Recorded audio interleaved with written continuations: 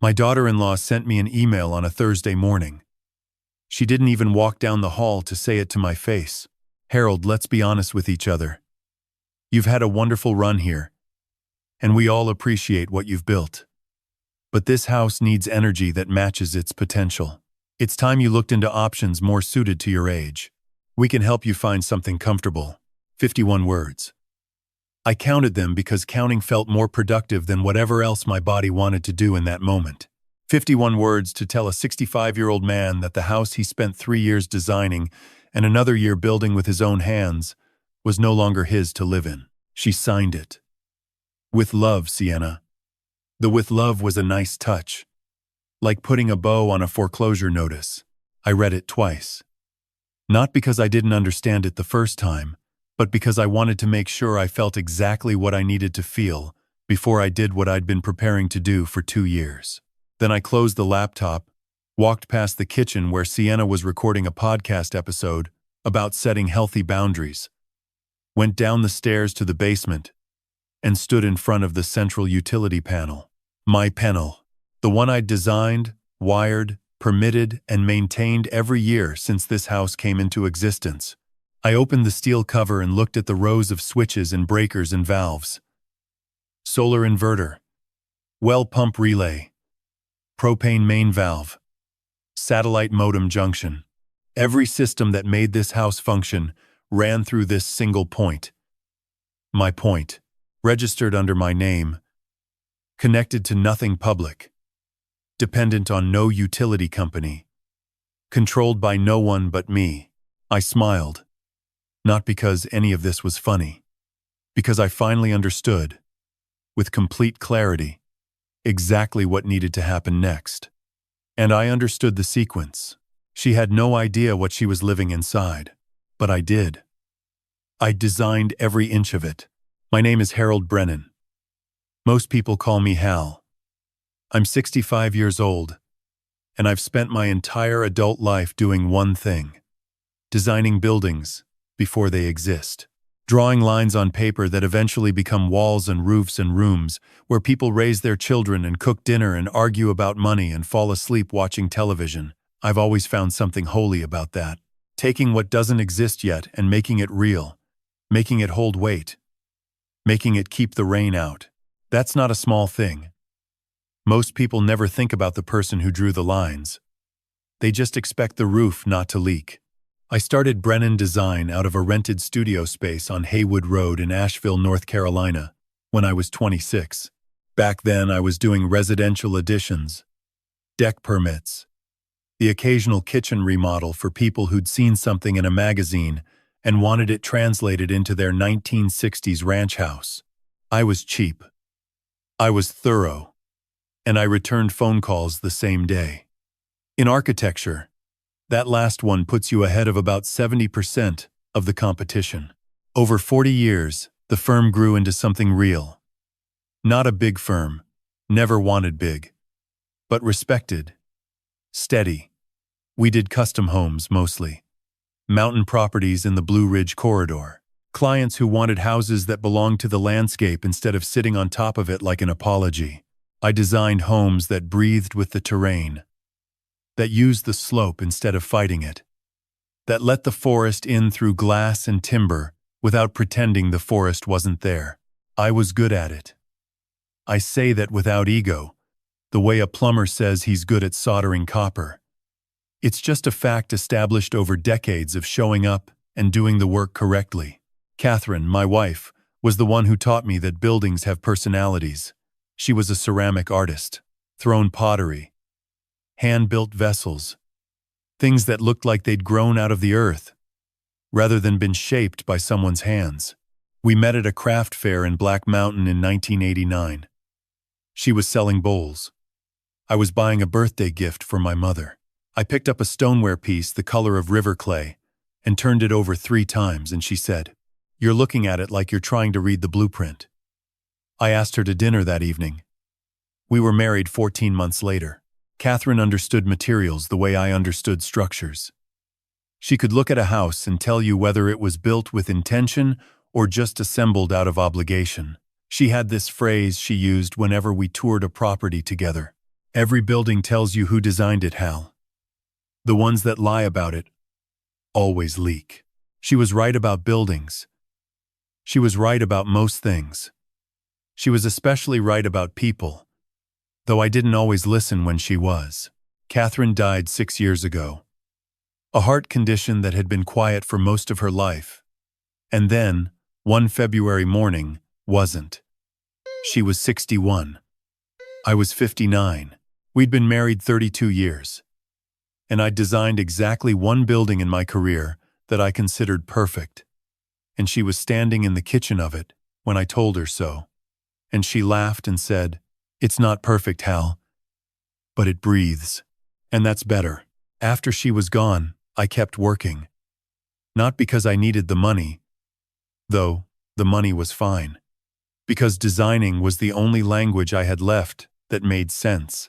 I handed day-to-day operations at Brennan Design to my senior associate, kept my ownership, kept my licenses, kept the income stream, took projects from home when I felt like it, went to the farmer's market on Saturdays, made coffee every morning in the kitchen Catherine had called the best room I ever drew. That detail matters. About the ownership, the licenses, the income still flowing through my name and no one else's. You'll see why. But before Catherine, before the company, before everything else, there was the house.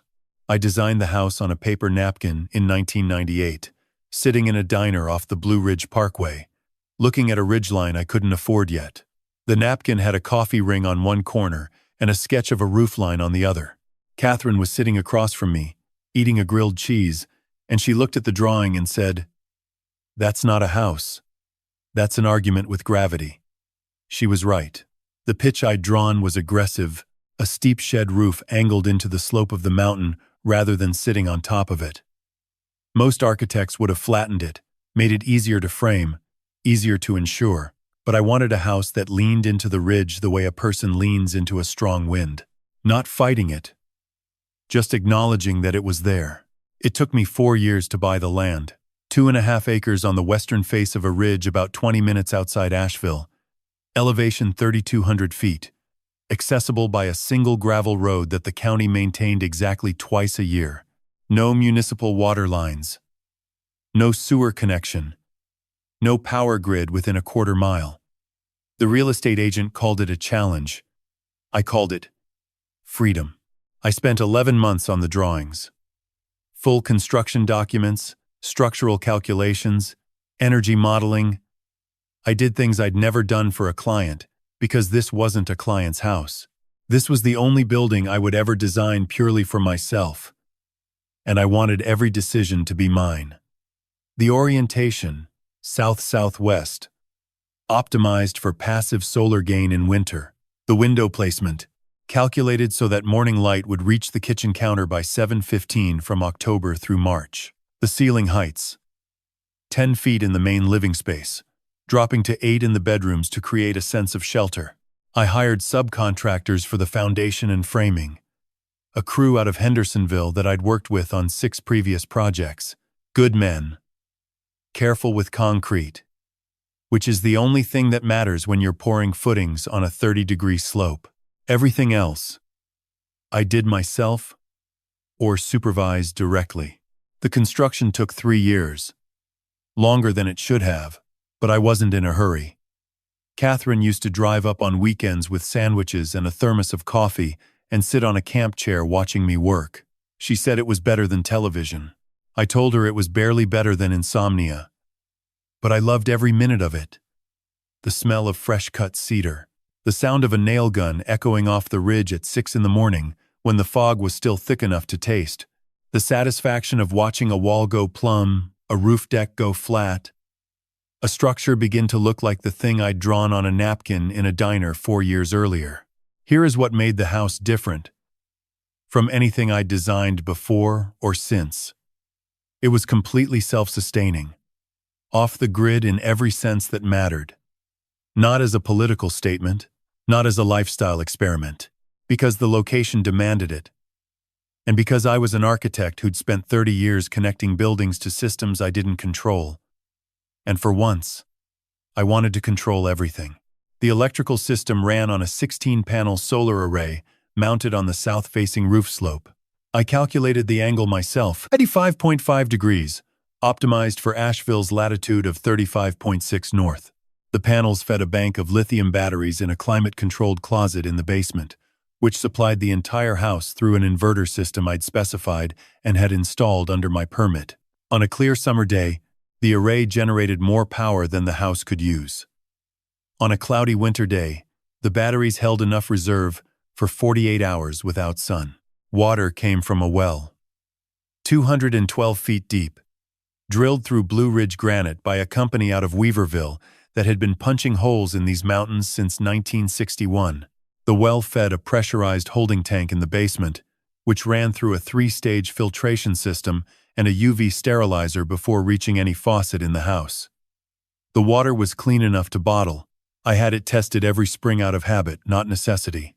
Heat came from propane, a 500-gallon tank buried on the north side of the property, connected to a high-efficiency boiler that ran radiant floor heating throughout the house. In January, when the temperature outside dropped to 15 degrees and the wind came screaming off the ridge, the floors stayed warm enough to walk on barefoot.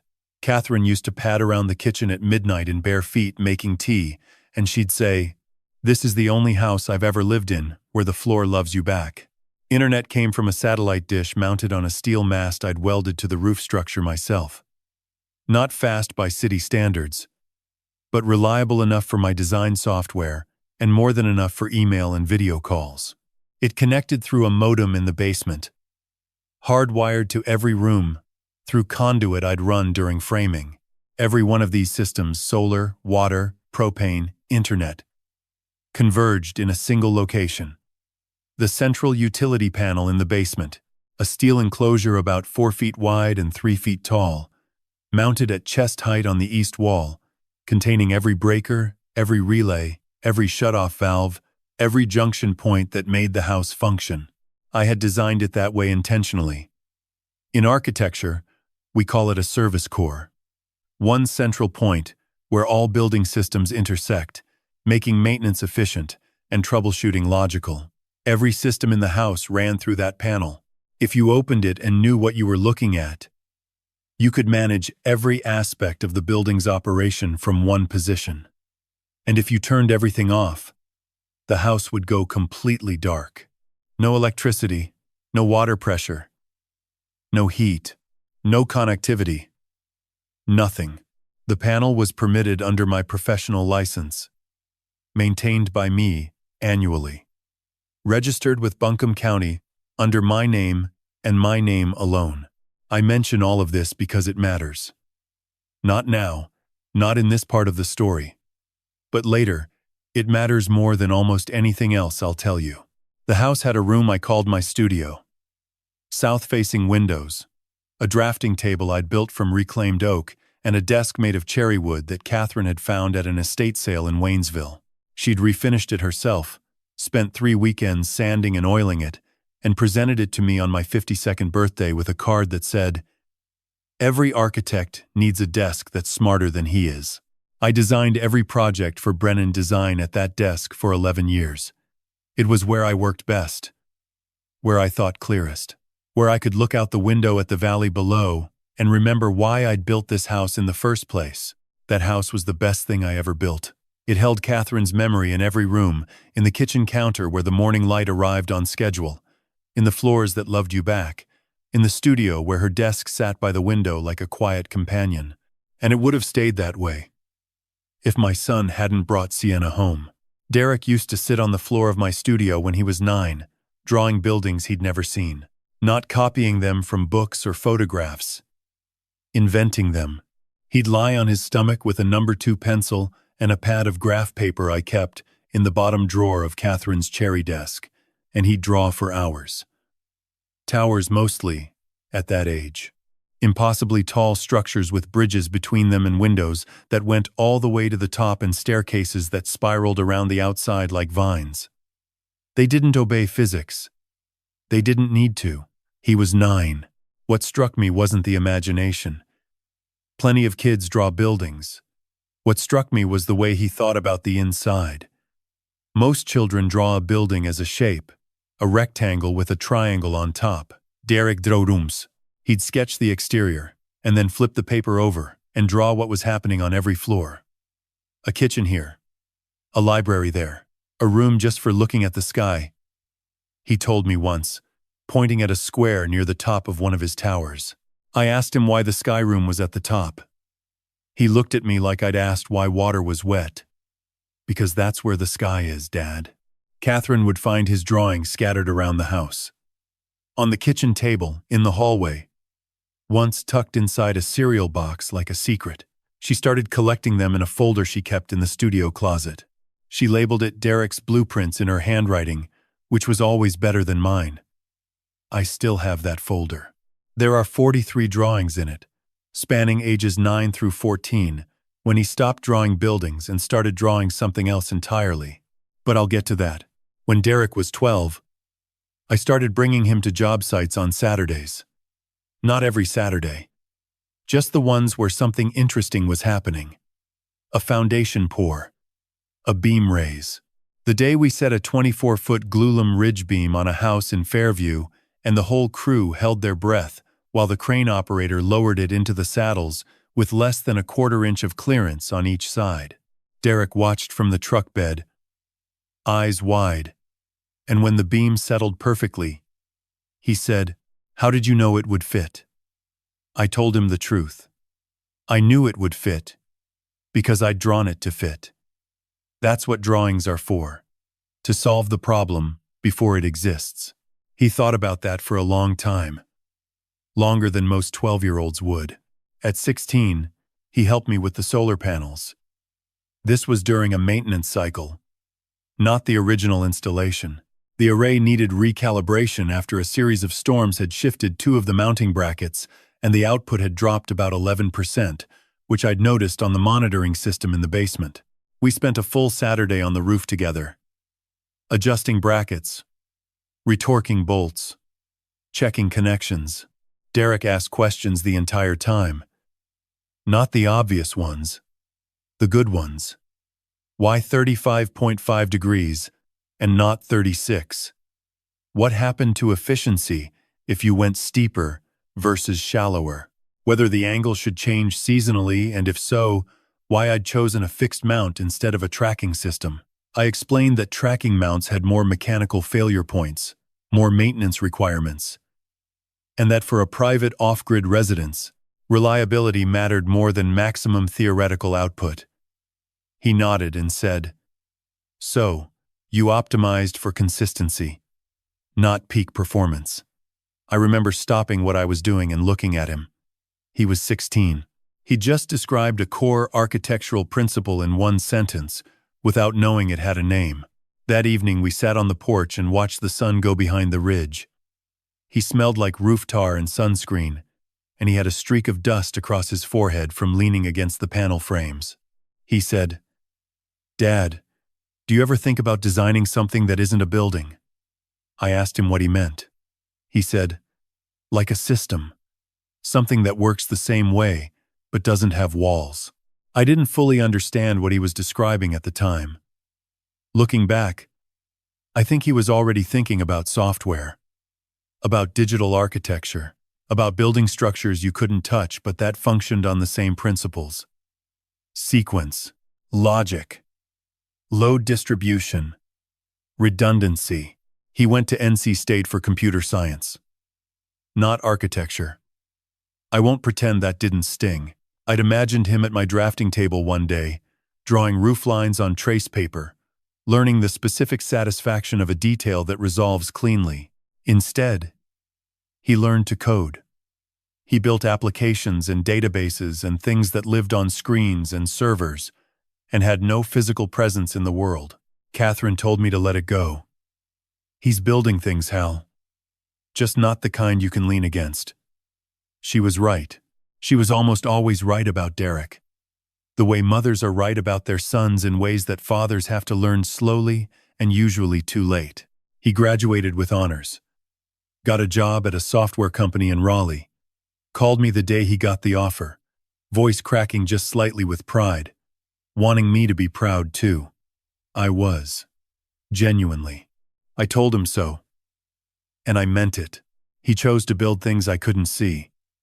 I told myself that was close enough. He came home most Thanksgivings, some Christmases. We'd sit in the studio after dinner and talk about work, his in a language I half understood, mine in a language he'd grown up speaking but had moved away from. Those conversations got shorter after Catherine died, not because we loved each other less, but because she'd been the bridge between us. The person who translated my silences into something Derek could hear, and his enthusiasm into something I could receive. Without her, we were two people who cared about each other deeply and had no idea how to say so efficiently.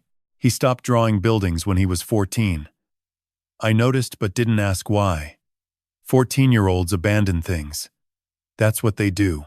They try on interests like clothing and discard most of them. I told myself it didn't matter, but I kept the folder. All 43 drawings. Derek's blueprints.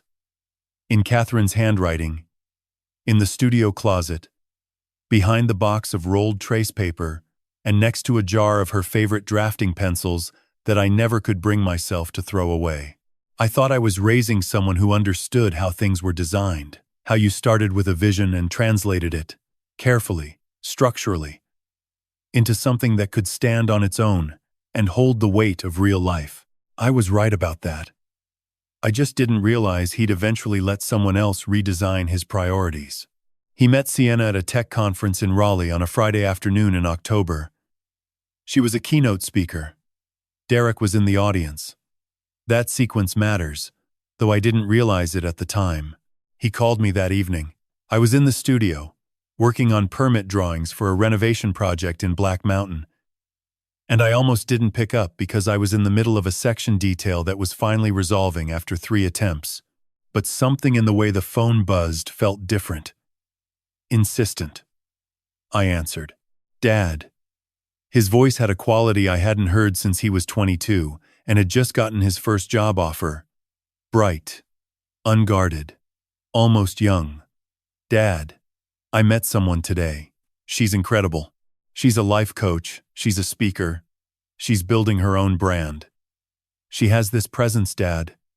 You'll understand when you meet her. Her name is Sienna. I asked what a life coach did. He explained it in terms that sounded rehearsed, as if he'd already memorized her pitch. Helping people unlock their potential. Creating frameworks for personal growth. Building audiences around authentic transformation. I said it sounded interesting, and asked if she had a background in psychology or counseling. He paused, just briefly, and said, She has a background in connecting with people. That's not the same thing, I thought. But I didn't say it. Fathers learn, usually too late, that the window for saying the careful thing about a son's new relationship closes approximately 11 seconds after the conversation begins. I met her 7 weeks later at a restaurant in downtown Asheville. A farm-to-table place on Wall Street that Derek had chosen because Sienna had mentioned she valued sustainability. He was nervous in a way that was almost sweet, kept straightening his collar and checking his phone to see if she'd texted an updated arrival time. She arrived 12 minutes late, which she acknowledged with the kind of practiced ease that suggested she was often 12 minutes late and had learned to make it seem intentional. I'm so sorry. I was on a call with my producer about next month's content schedule. She said producer the way some people say surgeon. With weight, Sienna was polished. That's the accurate word. Not fake.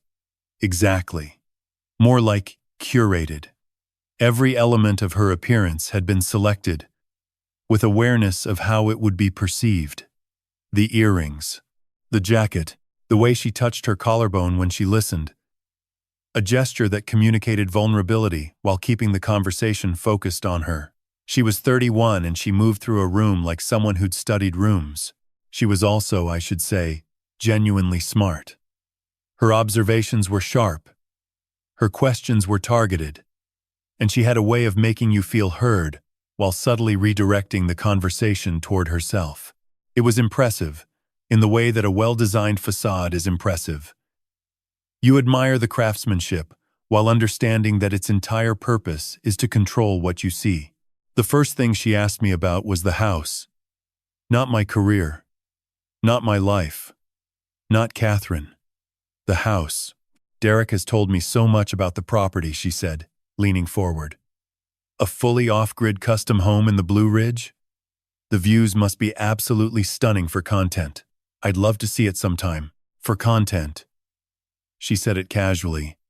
The way you'd say for dinner or for fun. But I heard it the way an architect hears a structural crack. Quietly. But with full attention. Catherine used to say something that I've carried with me for 30 years. When someone compliments what you own before they compliment who you are, they're shopping, Hal. Not socializing. That night at the restaurant, I watched Sienna ask about the acreage, the square footage, whether the house had been featured in any publications. She did it warmly, with apparent interest. And if I hadn't spent 4 decades reading how people respond to buildings, I might not have noticed that she was appraising, not appreciating. I noticed. I didn't say anything. I told myself I was being an overprotective father, that Derek was 31 and entitled to his own choices, that first impressions are unreliable, and people deserve the benefit of the doubt. They got engaged 5 months later. Faster than I'd expected, but Derek had always been decisive once he made up his mind, which was one of the things I admired about him and one of the things that worried me. Decisive people are efficient. They're also vulnerable to anyone who understands how to frame the decision. The wedding was 10 months after the engagement. Small. Elegant. Held at a vineyard outside Hendersonville that Sienna had found through her network of content creators. Her parents paid for half. I paid the other half. $18,000. I wrote the check without hesitation because that's what fathers do. And because I wanted Derek to start his marriage without the weight of obligation. An architect understands load distribution. You don't put all the weight on one beam if you want the structure to last. Sienna had one specific request for the wedding that I remember clearly. She wanted the bridal party photographs taken at my house. Not the vineyard. Not a park. My house. She said the aesthetic was perfect. The mountain backdrop. The timber and glass. The natural light on the south-facing porch. It'll look incredible for the gallery, she said. And for the content we're building around the wedding. So on a Saturday morning in June, a photographer and 2 assistants and a makeup artist arrived at the house I designed for Catherine and me, and they spent 4 hours arranging Sienna and Derek and their wedding party against my walls, my windows, my porch, my ridgeline. Sienna directed most of the shots herself. She knew exactly which angles worked. She'd been studying the house for months, I realized. The way a director scouts a location before a film shoot. The photographs were beautiful. I'll give her that. The house looked like something from a magazine, which was precisely the point. Within a week, they were posted across 3 platforms under the tag, Sienna Speaks. New chapter. The house was credited in the caption as our mountain retreat. Our. It was the first time she used that word about something that was entirely mine. They honeymooned in Costa Rica. 2 weeks. When they came back, Derek called me on a Tuesday evening with a voice I hadn't heard before. Not the bright, unguarded voice from the night he'd met her. Something different. Careful. Measured. The way someone sounds when they've been coached on what to say and is trying to make it sound natural. Dad, we need to talk about a temporary arrangement. Temporary. That was the word Derek used 17 times in one phone call. I counted, the way I count anything that seems structural. When someone uses a word that many times in a single conversation, they're not describing a situation. They're trying to convince themselves of one. The call came on a Tuesday evening in March. Derek was careful with his phrasing. The way he'd been careful since the honeymoon. Every sentence sounded like it had been edited before delivery. He told me that the startup he'd co-founded, a project management application for small construction firms, had failed. The investors had pulled out after the beta launch, underperformed. The product wasn't bad, he said. The timing was wrong. The market wasn't ready. I'd heard that kind of language before. From clients who couldn't admit that the design they'd insisted on wasn't working. The market wasn't the problem. The execution was the problem. But I didn't say that. What I said was, "How much did you lose?" He was quiet for a moment. Then, "About 40,000. Most of our savings." I let that sit. $40,000 is not a small thing to lose at 31. It's especially not small when you're married to someone whose income couldn't cover the loss. Sienna's podcast, Sienna Speaks, had been running for about 2 years at that point. She had a growing audience, somewhere around 20,000 followers across platforms, and she talked about it with the confidence of someone on the edge of a breakthrough. But the financial reality, which I'd gathered through fragments of conversation and the occasional too honest comment from Derek, was that her total income from the brand was roughly $8,000 a year. Combined with the merchandise she sold on her website, inspirational journals and branded tote bags, and a digital course called Designing Your Best Life that cost $49 and had sold, by Derek's admission, fewer than 100 copies, the economics were not favorable. Derek's salary from the startup had been their primary income. Without it, they couldn't afford the apartment they were renting in Raleigh. They had 2 months of expenses in reserve, maybe 3, if they cut everything. Which brought us to the word temporary. Dad, we're in a rough spot. Sienna's brand is right on the edge of taking off. It just needs time. Would you consider letting us stay at the house for a few months? Just until I find something new and she gets some traction with the podcast. A few months. That's all. Temporary. I said yes. The way fathers do. Without conditions. Without a contract. Without a timeline beyond the one he'd promised. Because my son was in trouble, and the house had 3 bedrooms, and one of them had been empty since Catherine died, and saying no to your child when they're struggling is a kind of structural failure I wasn't willing to accept. They arrived on a Saturday in early April. A rented moving truck and Sienna's white SUV packed to the roof with equipment cases and branded boxes. I'd spent the week before preparing the guest bedroom, the large one at the end of the hall with the east-facing windows that caught morning light through the tree canopy. New sheets, clean towels, the dresser cleared out. I moved some of Catherine's books from the hallway shelves to my bedroom to make space. It felt like a concession, but a reasonable one. Derek was grateful in the way that people are grateful when they're also embarrassed. He carried boxes quickly, didn't make eye contact for long stretches, said, "Thanks, Dad," more times than necessary. I told him to stop thanking me and start unpacking. He almost smiled. Sienna was different. She walked through the front door and paused. Not the way a person pauses when they enter a beautiful space for the first time. The way a person pauses when they're calculating. I'd seen that pause before. On-site visits with developers. The brief stillness while someone runs numbers behind their eyes. She moved through the house slowly over the next hour, while Derek unloaded the truck. She opened doors, looked into rooms, stood in the center of the living room and turned a full 360 degrees. And I could tell she was evaluating the light, the ceilings, the sight lines. She took out her phone and began photographing. The living room from the hallway, the kitchen from the living room, the porch through the glass doors, the studio lingering at the doorway, phone raised, framing Catherine's cherry desk against the south-facing windows. She moved through the house the way I'd seen clients move through blueprints.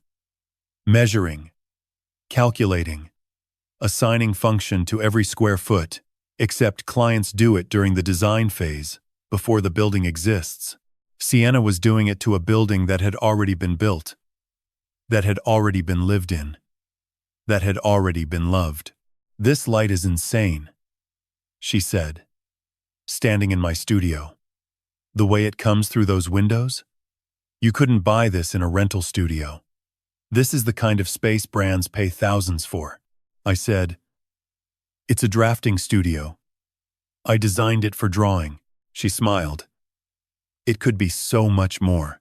That sentence sat in my chest like a splinter for the rest of the day. It could be so much more. 4 years of designing that room, calculating the window angles so the light would fall correctly on the drafting table without creating glare, choosing the wall color, a warm gray that didn't compete with whatever was on the paper, positioning Catherine's desk where she wanted it, by the window, facing the valley, because she said she needed to see distance while she thought it could be so much more. As if what it was, what it had been, didn't register. That first weekend, I made dinner for the 3 of us. A roasted chicken, green beans from the winter market, rice. We ate at the kitchen table, because the dining room had always been informal in our house, and I asked Derek about his job search, and Sienna about her plans for the podcast, and the conversation was pleasant and surface level, and I told myself this would work. A few months. That's what he'd said. That's what I'd agreed to. A few months of helping my son get back on his feet. And then they'd find their own place. And the house would be mine again. And everything would return to the way it was designed. That was 2.5 years ago. It started with the living room. It always starts with the largest room. About 3 weeks after they moved in, Sienna asked if she could set up a small recording area in the corner of the living room. Just temporary, she said. That word again. She needed a dedicated space for her podcast episodes because the guest bedroom had too much echo, and the acoustics were, in her words, not brand quality. I said fine. A corner. A small setup. That seemed manageable. Within a month, the corner had expanded to half the room. A ring light on a telescoping stand. A professional condenser microphone on a boom arm. 2 acoustic foam panels mounted on portable frames. A backdrop banner printed with Sienna Speaks in gold, lettering against a matte navy background.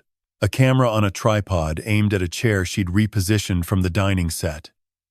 Angled so that the living room's south-facing windows provided natural backlighting. She'd studied the light in that room.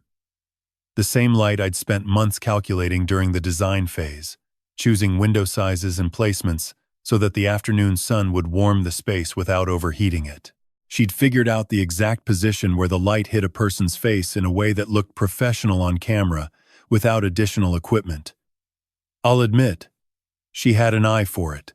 The same way I'll admit that a person who picks your lock has an understanding of the mechanism. The living room had been the heart of the house. Catherine and I had spent most evenings there, reading, talking, watching the ridge turn gold in the late afternoon, and then purple at dusk. The furniture was simple, a couch I'd built from reclaimed timber and linen cushions, 2 armchairs, a coffee table made from a single slab of walnut that a friend in Burnsville had milled for us. It was a room designed for living. That was the point. Within 3 months, it was a room designed for content. I stopped sitting in the living room, not because anyone told me to, because the space didn't feel like mine anymore. The couch had been pushed against the wall to make room for the equipment. The walnut coffee table had been moved to the garage because it was in the shot. The armchairs were repositioned as set furniture.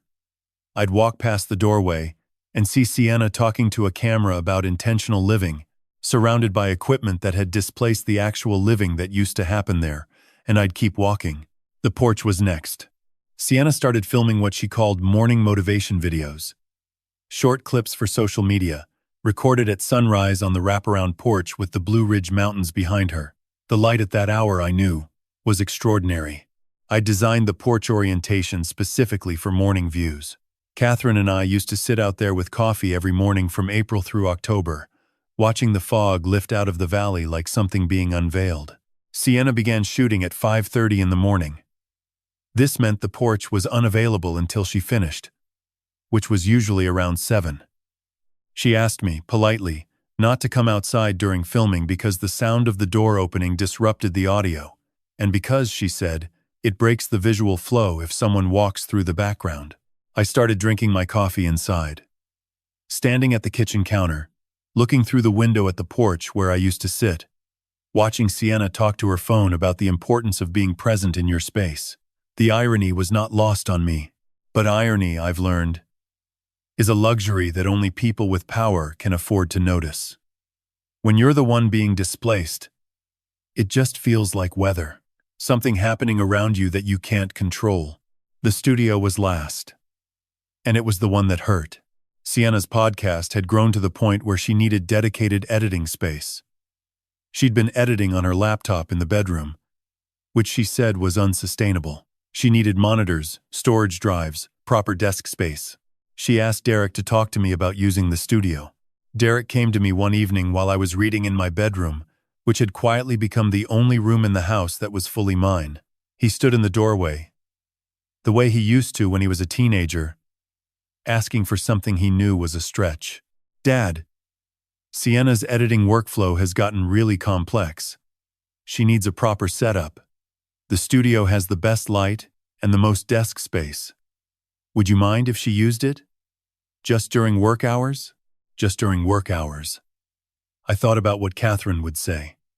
I thought about the cherry desk, the one she'd refinished over 3 weekends and given me for my birthday. The drafting table I'd built from reclaimed oak. The south-facing windows I'd calculated to avoid glare on paper. I said yes, because I didn't know how to say no in a way that wouldn't make me the problem. Because saying no to your son's wife, using a room you weren't actively using at that moment, felt petty.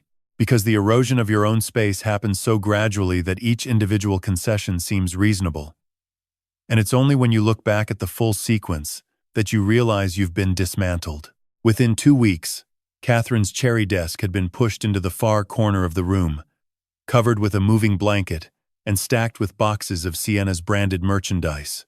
In its place stood a motorized standing desk with 2 ultra-wide monitors, an external hard drive array, and a ring light clamped to the edge. The drafting table had been folded and leaned against the wall. My rolled drawings were moved to the closet. The room still had the south-facing windows. The light still came in at the angles I'd calculated. But it no longer fell on anything that was mine. I stood in the doorway one evening after Sienna had finished for the day. The monitors were dark. The ring light was off. Catherine's desk sat in the corner, under that blanket, like something in storage, like something that had been put away until someone decided whether it was worth keeping. I started drawing at the kitchen counter, standing up because the only table in the house that was available was the kitchen island, and it was too high for a stool. I'd sketch small things, detail sections for projects I was consulting on remotely, notes for ideas that would probably never become buildings. It kept my hands busy, and my mind occupied in a way that prevented me from thinking too carefully about what was happening. I know how that sounds. A 65-year-old man standing at his own kitchen counter, sketching on a cutting board because every other surface in his house has been claimed by someone else's ambition. Believe me, I've spent a long time since then understanding how I got there. It happened slowly, too slowly, to feel like anything other than normal. Until one morning you're standing in your own kitchen, drawing on a paper pad wedged between the toaster and the fruit bowl, and you realize you've been redesigned out of your own floor plan. The first time she said it, I thought I'd misheard. I was in the kitchen, standing at the counter with a cup of coffee that had gone lukewarm, sketching a beam connection for a consulting project. The studio door was closed, which meant Sienna was recording. The walls in the house are well insulated. I made sure of that during construction. But sound travels through doors, especially when someone is projecting with the kind of trained warmth that Sienna used for her audience. I heard my name. Not directed at me. Directed at a microphone. Our roommate Hal sometimes joins us for dinner. He's sweet. Keeps to himself mostly. Classic introvert energy. She laughed. A light-produced laugh that had a specific rhythm to it. The kind of laugh designed to make other people feel comfortable laughing along. Roommate. I set my coffee down. Stood very still. Replayed the sentence in my mind to make sure I'd heard it correctly. Our roommate, Hal. Not my father-in-law. Not Derek's dad. Not the man who designed and built this house. Roommate. Like someone who'd answered a listing on the internet. Like someone who split the rent. She continued talking about boundaries and shared living spaces, about respecting each other's energy, about the importance of having honest conversations when your lifestyle is disrupted by someone else's presence. The irony was so thick I could have hung drywall on it. I brought it up with Derek that evening. Carefully. The way you bring up structural damage you've noticed, but aren't sure how to quantify yet. We were in the kitchen. Sienna was in the living room editing footage. I kept my voice low. Derek, did you hear Sienna's episode today? He was scrolling on his phone. Didn't look up. Which one? The one where she referred to me as your roommate. He paused, scrolling. Still didn't look up. She didn't mean it like that, Dad. It's just her content voice. She creates a character for the audience. It's not personal. Content voice. Character. Not personal. I thought about Catherine, who had never once in 32 years said anything about another person that she wouldn't say to their face. Who believed that the words you used about someone when they weren't in the room were the truest measure of your character. Content voice. As if there were a version of you that performed and a version that was real, and the performing version was exempt from accountability. I didn't push it. I should have. I know that now. But at the time, pushing felt like confirming what Sienna was implying on her podcast, that I was a difficult presence, an energy disruptor, someone who didn't understand how modern adults navigated shared spaces, and I wasn't willing to become the person she was describing. So I stayed quiet, which, I understand now, is exactly what she was counting on. The garage came next. Sienna's brand had grown enough that she needed storage for her physical inventory. The branded journals, the tote bags, the candles she'd launched in a collaboration with a company in Chattanooga, the boxes of unsold copies of her Designing Your Best Life workbook. She also needed space for the larger equipment she'd been accumulating. Backdrop stands, portable lighting rigs, a folding table she used for product photography. Derek asked me about the garage on a Wednesday afternoon. Quick, transactional. The way most of our conversations had become. Dad, Sienna needs the garage for inventory and some equipment. Is there room? The garage was my workshop. Not a large one, but functional. A workbench I'd built against the north wall, a pegboard with hand tools, a table saw, a miter saw, shelving units with organized bins of hardware. This was where I did small projects, built things, fixed things. The physical counterpart to the drawing I did in the studio, which I no longer had access to. I moved my tools. Not all at once. Over the course of a week, I carried them down to the basement. The workbench stayed, because it was bolted to the wall and too heavy to move alone. But the hand tools, the saws, the hardware bins, the measuring instruments, all of it went downstairs, into the basement, near the panel. I remember standing in the basement after the last trip, holding a box of clamps and looking at the steel door of the central utility panel 3 feet away. Everything in the house that mattered, every system that made it function, ran through that panel. And now my tools were here too. The last of my things, in the only space no one else wanted. I didn't plan it that way. Not consciously. But I remember thinking, as I set the box down on a shelf I'd mounted that afternoon, at least down here, everything still runs through me. The house above me hummed with Sienna's productivity. I could hear the faint bass of her podcast intro music through the floor joists. The occasional scrape of furniture being repositioned for a shot. Derek's footsteps moving between the bedroom and the kitchen, brief and purposeful, never stopping to linger. He came home from his new job, a mid-level project manager position at a software firm in Asheville that he'd taken because it was available, not because it excited him, and he'd go straight to the bedroom. Sometimes I wouldn't see him for an entire evening. Sometimes our only interaction was a text message sent from 30 feet away. Dad, we're out of paper towels. Dad, the propane company is calling about the annual service. Can you handle it? Dad, Sienna needs the basement door kept closed during recording hours. Sound travels. Transactional. Every exchange reduced to its minimum functional content, like we were coworkers who happened to share a building, not a father and son who'd once spent an entire Saturday on a roof together adjusting solar panels and talking about efficiency curves and watching the sun move across the mountains. I missed him. That's the simple truth beneath all the rest of it. I missed the person he used to be when he was in the room with me. Present, curious, willing to sit in a silence without needing to fill it or flee from it. That person was still in there. I believed that. But he'd been redesigned, rearranged the way you rearrange furniture to suit someone else's shot, and I couldn't reach him through the new layout. The comments started around month 18. Offhand things. Casual observations dropped into conversation and then moved past before you could fully process what had been said. Always delivered with that particular warmth Sienna had perfected, the kind of warmth that made you feel ungrateful for questioning it. The first one came on a Sunday morning. I was in the kitchen making oatmeal, which I've eaten for breakfast every day for the past 8 years because my doctor told me my cholesterol was trending upward, and I'm not a person who ignores structural warnings, whether they come from an engineer or a cardiologist. Sienna came in, already dressed, already camera-ready at 7:45 in the morning.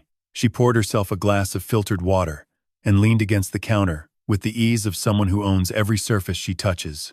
You know, Hal, some of my followers have been asking about the living situation here, whether it's a co-living arrangement or something more like an assisted setup. She said it lightly. The way you mentioned the weather. A few of them actually sent me links to these really beautiful communities outside Asheville. Purpose-built for active seniors. Gardens, yoga studios, meal plans. Really impressive design, actually. You'd probably appreciate the architecture. She took a sip of water and smiled. Warm. Practiced. The kind of smile that arrives with its own lighting. I stood there holding a wooden spoon, oatmeal bubbling on the stove, and I tried to isolate what had just happened. She hadn't told me to leave. She hadn't suggested I was incapable. She'd framed it as a compliment, as something I'd appreciate, as a concern raised by her followers, which conveniently removed her from the equation entirely. She was just the messenger. The audience was asking. I said, I appreciate the thought, Sienna. I'm fine here. She nodded. Of course. Just thought I'd mention it, in case you ever wanted a change of pace. She left the kitchen. The conversation lasted maybe 40 seconds, but the architecture of it was precise. A foundation laid. A first course of bricks. The second comment came about 2 weeks later. We were all in the kitchen after dinner, which was one of the increasingly rare moments when the three of us occupied the same space at the same time. I'd been washing dishes. Sienna was scrolling on her phone. Derek was reviewing work emails. I read an article today, Sienna said, to no one in particular, about how isolation affects cognitive health in older adults. Really fascinating research. Apparently, people over 60 who live in multi-generational households without peer interaction actually experience faster cognitive decline than those in age-appropriate communities. She looked up from her phone. Isn't that interesting? She wasn't looking at me. She was looking at Derek. I dried my hands on a towel and said, I take a woodworking class at the community center on Wednesdays. I go to the farmer's market most Saturdays. I have peer interaction. She smiled again. Oh, absolutely. I wasn't suggesting anything. Just found the research interesting. The third comment was different. Not directed at me at all. Directed at Derek. Behind a closed door. At a volume that Sienna either misjudged or calculated perfectly. Knowing that sound travels through the house I designed, through the doors and walls I specified, along the floor joists I selected.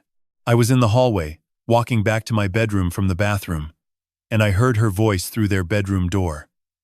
Clear. Controlled. Concerned.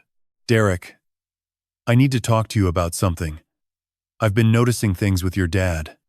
Small things. He left the stove on twice last week. He asked me the same question about the propane delivery 2 days in a row. His memory isn't what it used to be.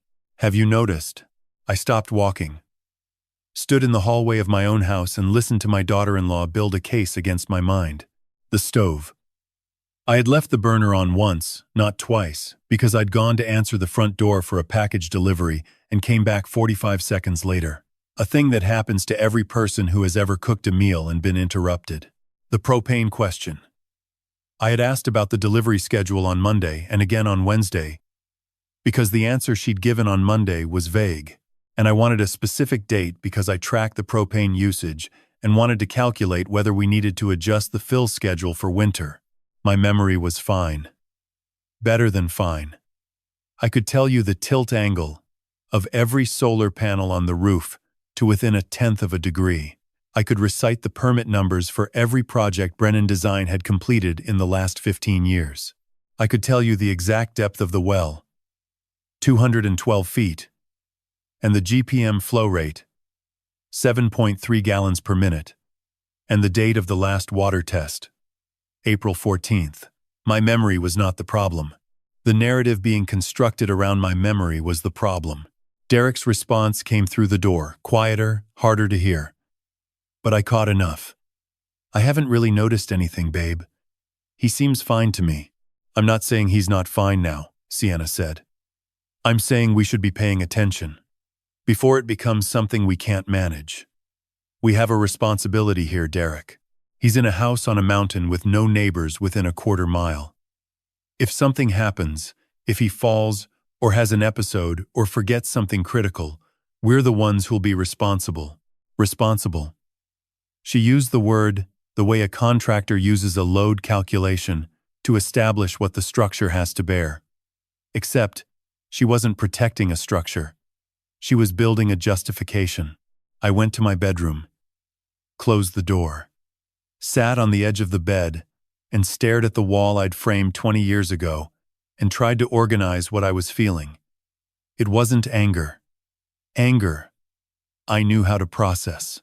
I'd been angry at subcontractors, at inspectors, at weather that delayed pours. Anger had a shape. This was something else. This was fear. Not the fear of getting old.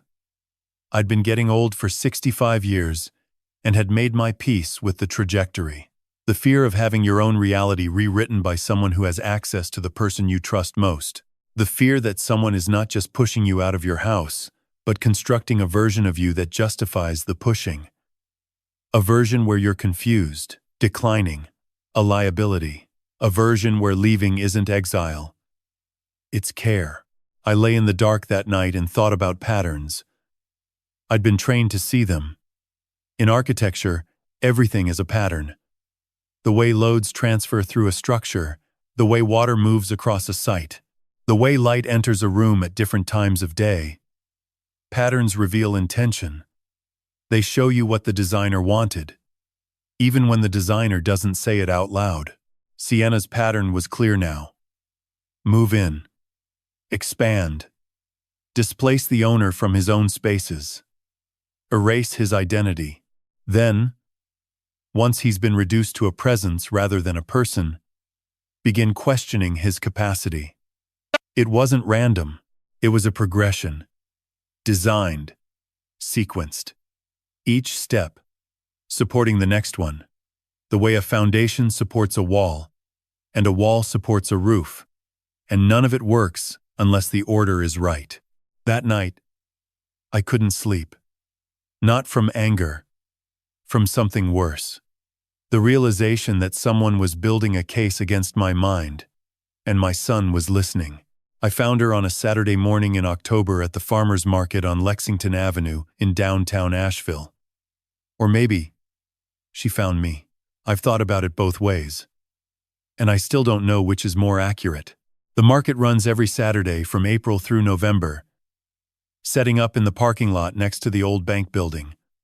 Local vendors produce honey, baked goods, handmade soap, and along the far row near the brick wall, a handful of artisans selling ceramics and woodwork and things made by hand, by people who still believed that making things by hand mattered. I'd started going to the market again about a month after the night. I lay in bed understanding what Sienna was building, not because anything had changed at the house, but because my doctor had told me at my annual physical that my blood pressure was elevated and that I needed to manage my stress, and I'd decided that leaving the house on Saturday mornings was the cheapest form of stress management available. I'd buy vegetables I didn't need, walk the rows slowly, drink a cup of coffee from the stand near the entrance, and drive back up the mountain feeling marginally more human than when I'd left. On that particular Saturday, I was near the end of the Artisan Row when I noticed a display of pottery on a table covered with burlap cloth. Bowls, mostly. Mugs. A few vases. Stoneware. Hand-thrown. Glazed in earth tones that looked like they'd been pulled directly from the Carolina clay. One bowl in particular caught me. Small, maybe 6 inches across, the color of river clay after rain, with a slight asymmetry to the rim that told me it had been shaped by hand rather than trimmed to precision. I picked it up, turned it over, looked at the bottom, where the potter had left a small stamp in the wet clay before firing. A cursive E inside a circle. You're holding it like a blueprint. I looked up. The woman behind the table was watching me with an expression that was equal parts amusement and assessment. She was about my age, maybe a year or two younger, with gray hair cut short and practical, and the kind of forearms you develop from years of working with your hands. Strong. Functional. She was wearing a canvas apron with clay dust on the pockets and reading glasses pushed up on her forehead. "Excuse me?" I said. "The way you're turning it over." Looking at the base. Checking the wall thickness. Most people just ask how much it costs. You're trying to understand how it was made. I smiled. It might have been the first genuine smile in weeks. I'm an architect. I look at how everything is made. Professional hazard. Good houses or the kind that look like they were designed by a committee. I laughed. A real laugh. The kind that comes out before you've decided whether to allow it. Good ones, I think. At least that's the intention. The intention is what matters. She said. The bowl you're holding was the intention. The 17 I ruined before it were the committee. Her name was Elaine Marsh.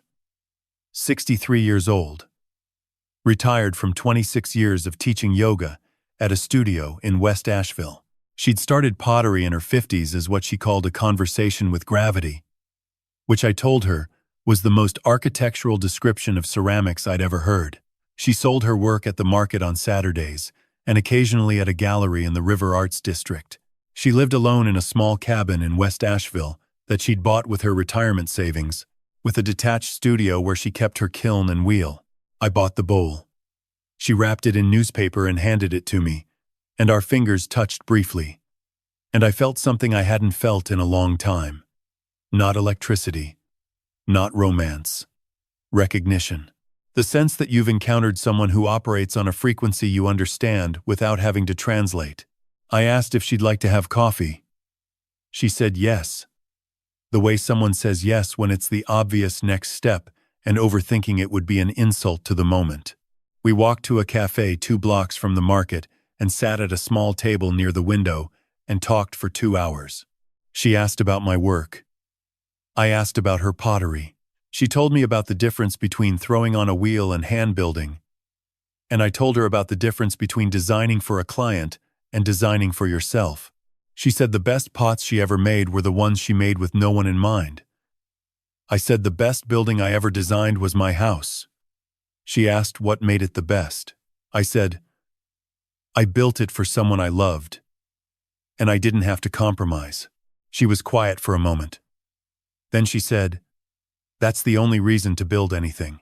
I didn't tell her about Sienna. Not that day. Not the details. But she must have sensed something. Because as we were leaving, she said, you have the posture of someone carrying something heavy without a handle. I said I was working on finding the handle. She said, sometimes the handle is just another person willing to hold the other end. We started meeting weekly. Coffee after the market became a standing appointment. Then lunch on Wednesdays at a faux restaurant on Merrimon Avenue that she'd been going to for years. Then I found myself thinking about her during the week. Not constantly, but the way you think about a room with good light. You don't need to be in it all the time. You just need to know it's there. She listened differently than anyone I'd known since Catherine. Not filling silences with suggestions or opinions or agenda. Just receiving. Letting the words land and settle before responding. After 2.5 years of living with someone who treated every silence as a space to fill with her own voice, Elaine's stillness felt like oxygen. She didn't fill silences. She let them exist. And I realized, sitting across from her at that faux restaurant one Wednesday in December, that silence isn't absence. It's architecture. It's the space between the walls that makes the rooms livable. Without it, a house is just material, pressed against material, with nowhere for a person to breathe. I told Derek about her one evening. Casually. Mentioned that I'd made a friend at the farmer's market. Someone I enjoyed spending time with. He was in the kitchen, heating up leftovers, scrolling on his phone. He nodded, without looking up. "That's great, Dad. Good for you." I waited a beat. Then I said, "I'd like to invite her over for dinner sometime. Nothing formal. Just a Saturday evening. I think you'd like her." He stopped scrolling. Looked toward the living room, where Sienna was reviewing footage on one of her monitors.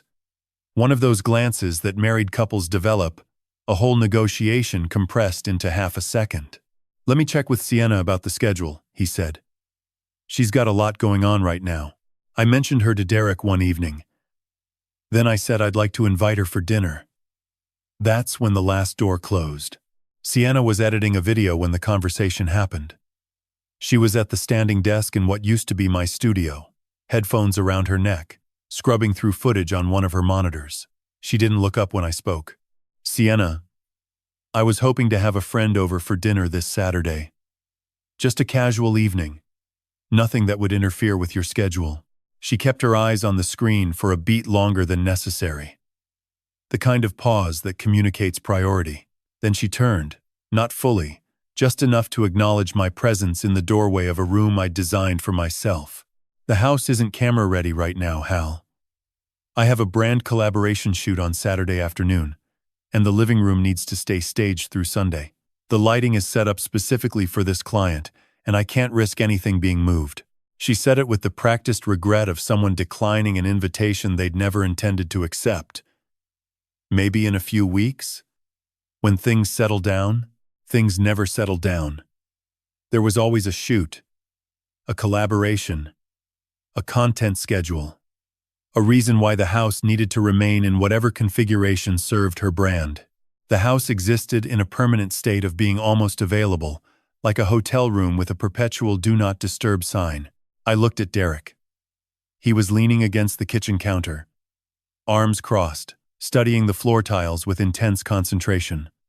I waited for him to say something, to look up, to make eye contact with me and acknowledge, even wordlessly, that what was happening was not reasonable.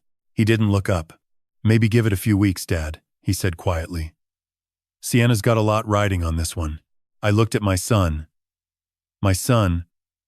who I'd taught to read blueprints before he could read chapter books, who I'd carried on my shoulders through the farmer's market when he was 4, pointing at the mountains and asking me if I'd built those too, who'd called me first when he got his first job, voice cracking with the kind of pride that only means something when you're sharing it with the person whose opinion matters most.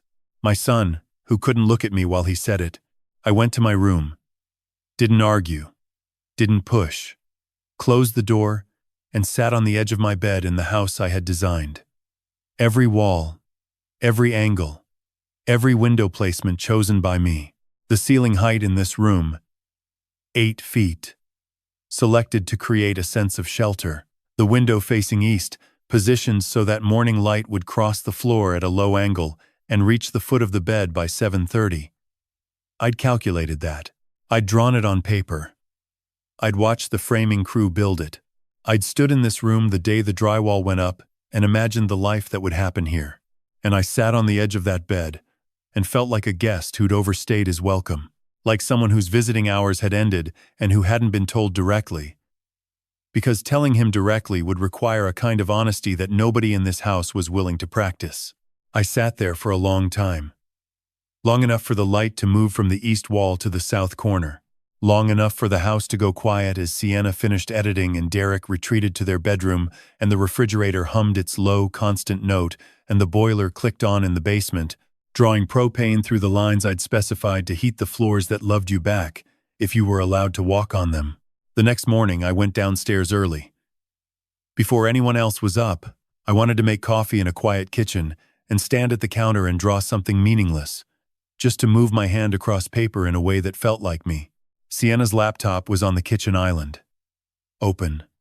Screen still lit, which meant she'd been working late and had left it without closing the lid. The screen was showing her browser, with multiple tabs open. I wasn't looking for anything. I was walking past it on the way to the coffee maker. But the tab titles were visible across the top of the screen, and my eyes caught them the way your eyes catch a crack in a foundation. Automatically. Involuntarily. Because you've been trained to notice things that are wrong. The first tab read, How to Establish Guardianship over an Elderly Parent, North Carolina Statutes.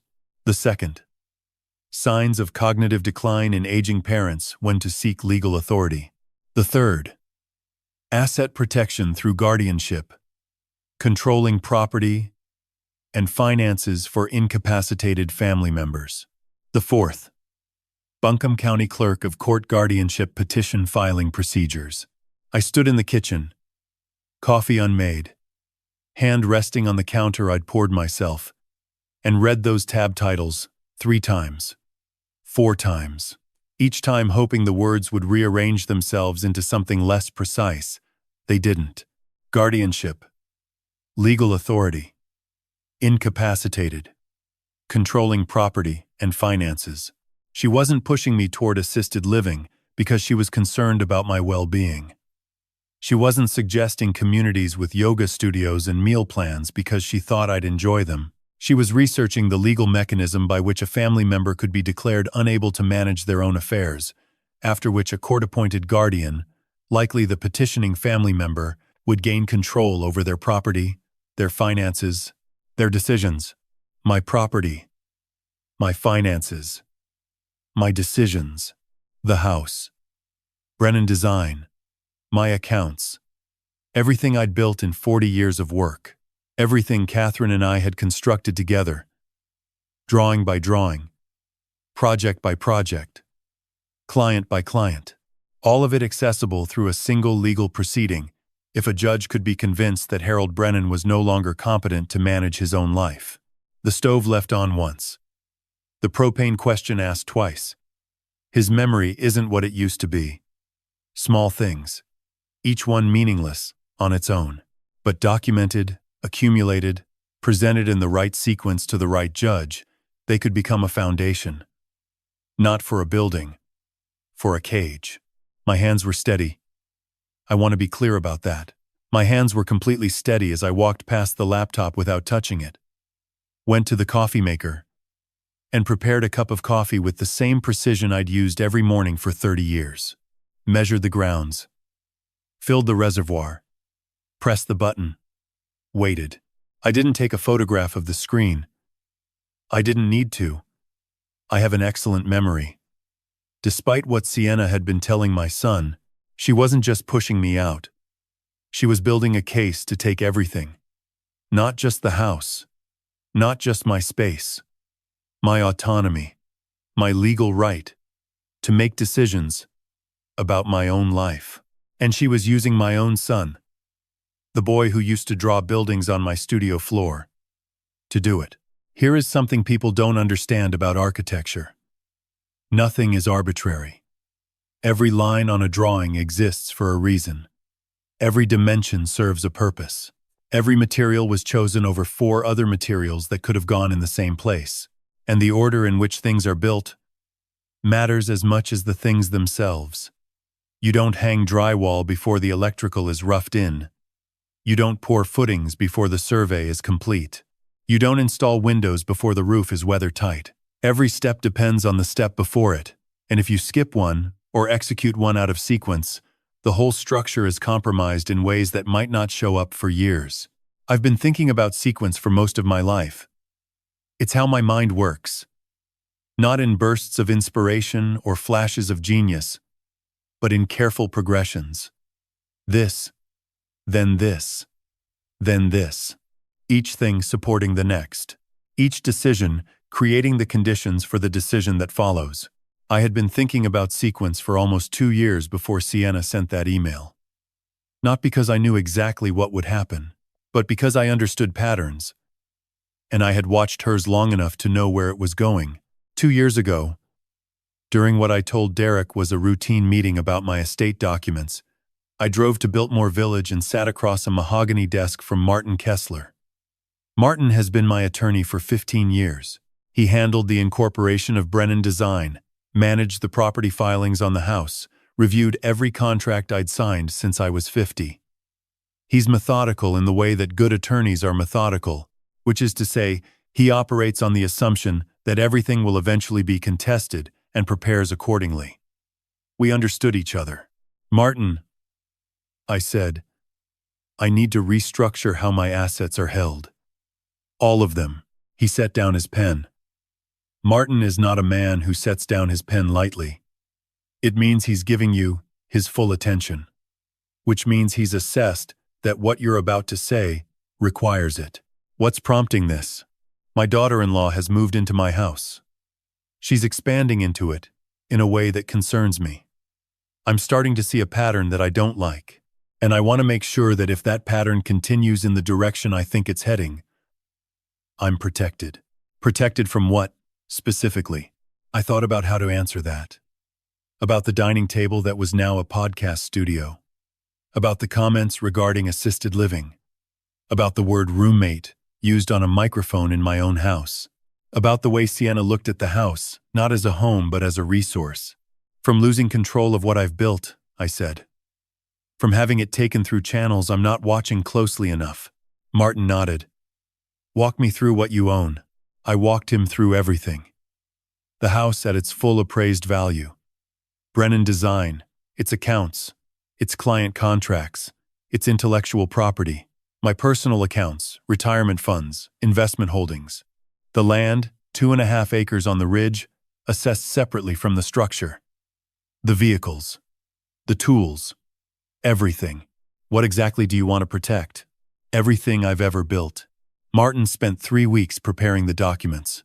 An irrevocable living trust. Structured so that the house, the land, the business, and the primary financial accounts were transferred from my personal ownership into the trust.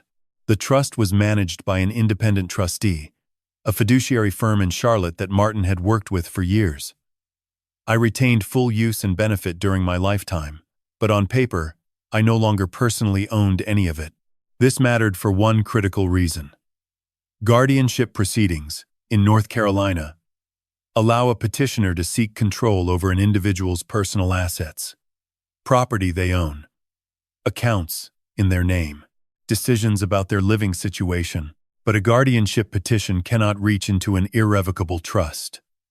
The assets inside the trust are no longer the individual's to control or be controlled through. They belong to the trust entity. A judge can declare Harold Brennan incapacitated. A judge cannot declare the Brennan Family Trust incapacitated. I hadn't seen the browser tabs yet. Not 2 years ago. But I'd seen the trajectory. And trajectories, like load paths, are predictable if you understand the forces involved. Martin also prepared documentation establishing every off-grid system in the house as my personal property. Not a fixture of the real estate. The solar array. The well and filtration system. The propane infrastructure. The satellite internet setup. Each one was registered, permitted, and maintained under my name, independent of the property deed. This was unusual but legally sound. Off-grid systems that are independently owned and not connected to public utilities occupy a specific category in property law. They're personal assets, like furniture or vehicles, not part of the building, which meant that even if someone gained access to the house through some legal mechanism, the systems that made it habitable remained mine to operate or not operate as I chose. Finally, I addressed Brennan Design. Derek had never been formally involved in the company. No equity, No title, no employment history.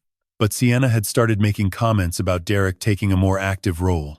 He should be positioned, she'd said one evening at dinner, using that word with the kind of emphasis that made the hair on the back of my neck stand up. Martin prepared a formal resolution confirming that Derek had no ownership stake, no advisory role, and no legal claim to any aspect of Brennan Design, past, present, or future.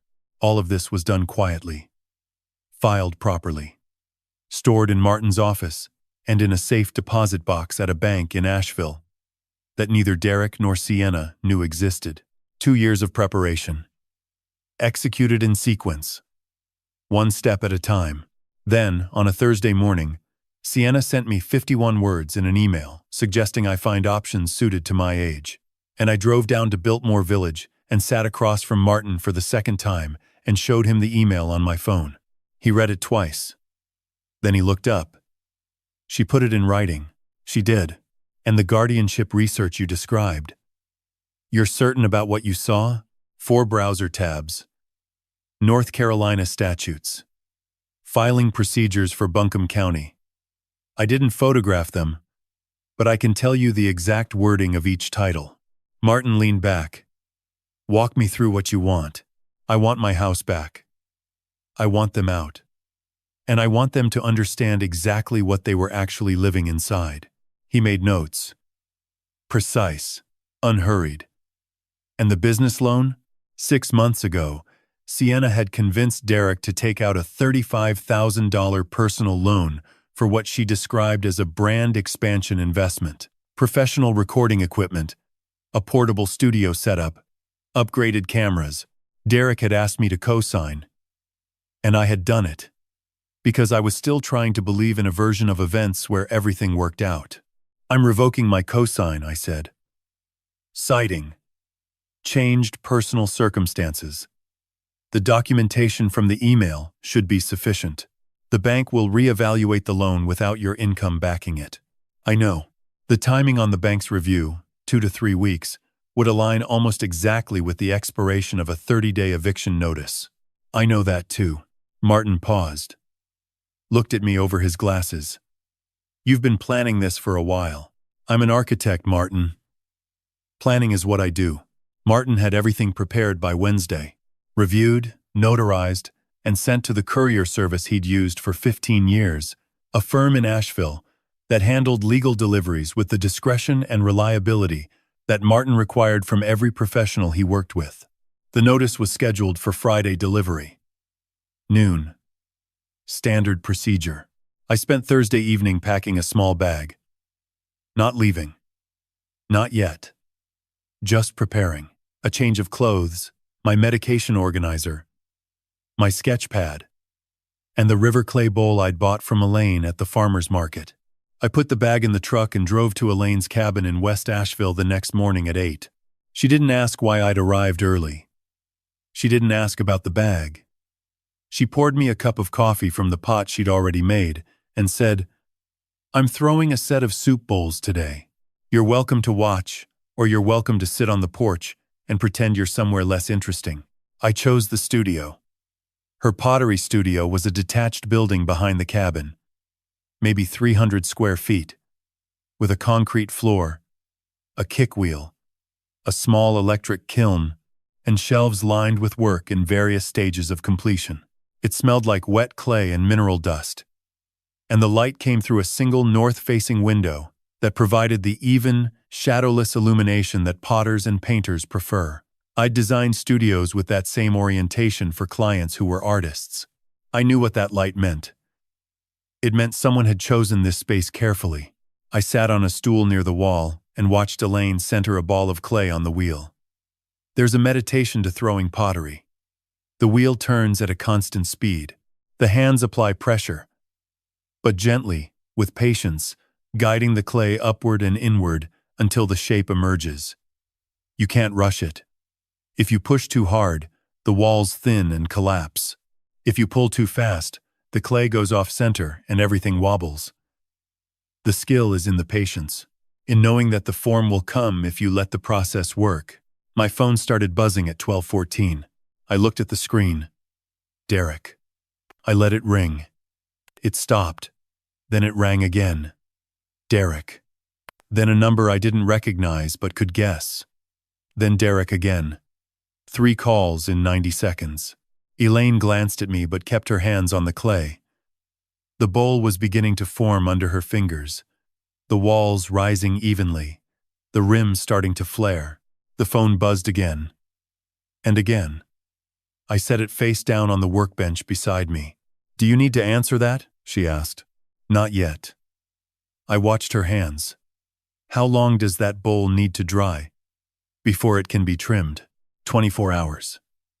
Maybe 36 if the humidity is up. And after trimming, first firing, then glaze, then second firing. You're looking at 2 weeks from wet clay to finished piece. 2 weeks. You can't rush the kiln, Hal. No. You can't rush anything worth keeping. She smiled without looking up from the wheel. The bowl was taking shape. I could see it becoming what she intended it to be, though the process was still far from finished. By 1:30, I had 13 missed calls, 12 from Derek, 1 from the number I didn't recognize. I picked up on the 14th. Derek's voice came through before I'd even said hello. Tight, strained. The careful modulation he'd adopted over the past 2 years was completely gone. "Dad, what is this? What is this document?" "It's a formal 30-day notice. You and Sienna have 2 options. Begin paying market rate rent for the property, or vacate within the 30-day period.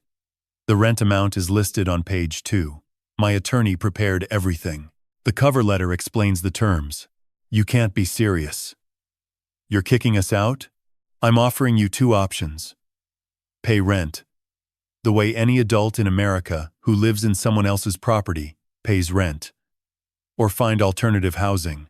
The amount I've listed is actually $300 below current market rate for comparable properties in the area." Martin had it appraised. "This is insane, Dad. We live here. Our lives are set up here. Sienna's entire business is built around this location. Sienna's entire business is built around my location, Derek. My house. My property. My utility systems. That's a distinction that apparently needed legal documentation to make clear." There was a scuffle on the other end. Muffled voices.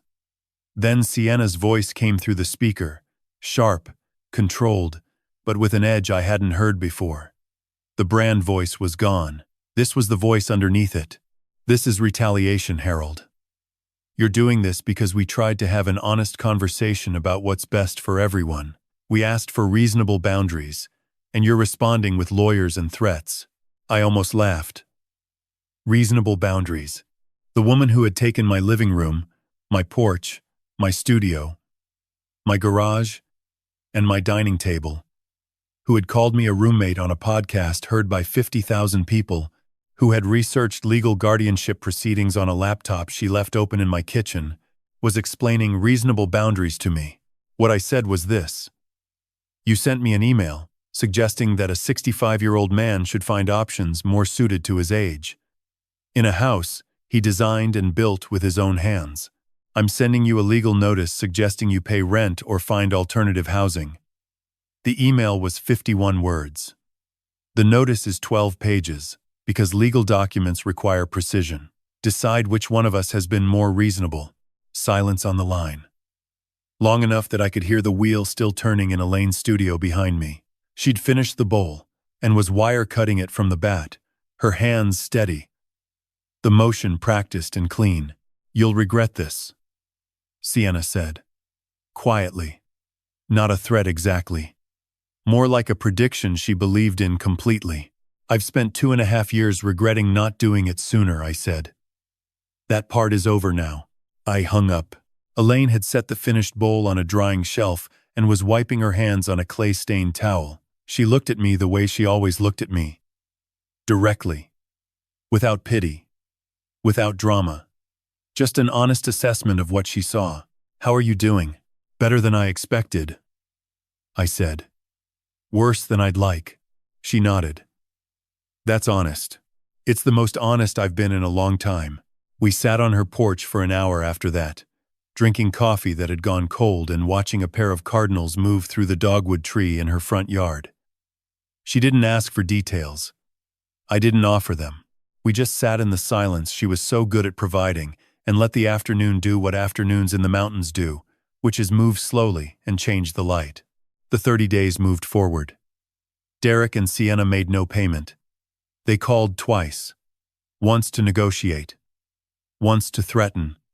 Each time I directed them to Martin's office. Each time Martin reported back the same thing. No meaningful engagement. No payment plan proposed. No rent check. No movement. The next morning, a Saturday, I drove up the mountain early. Before sunrise.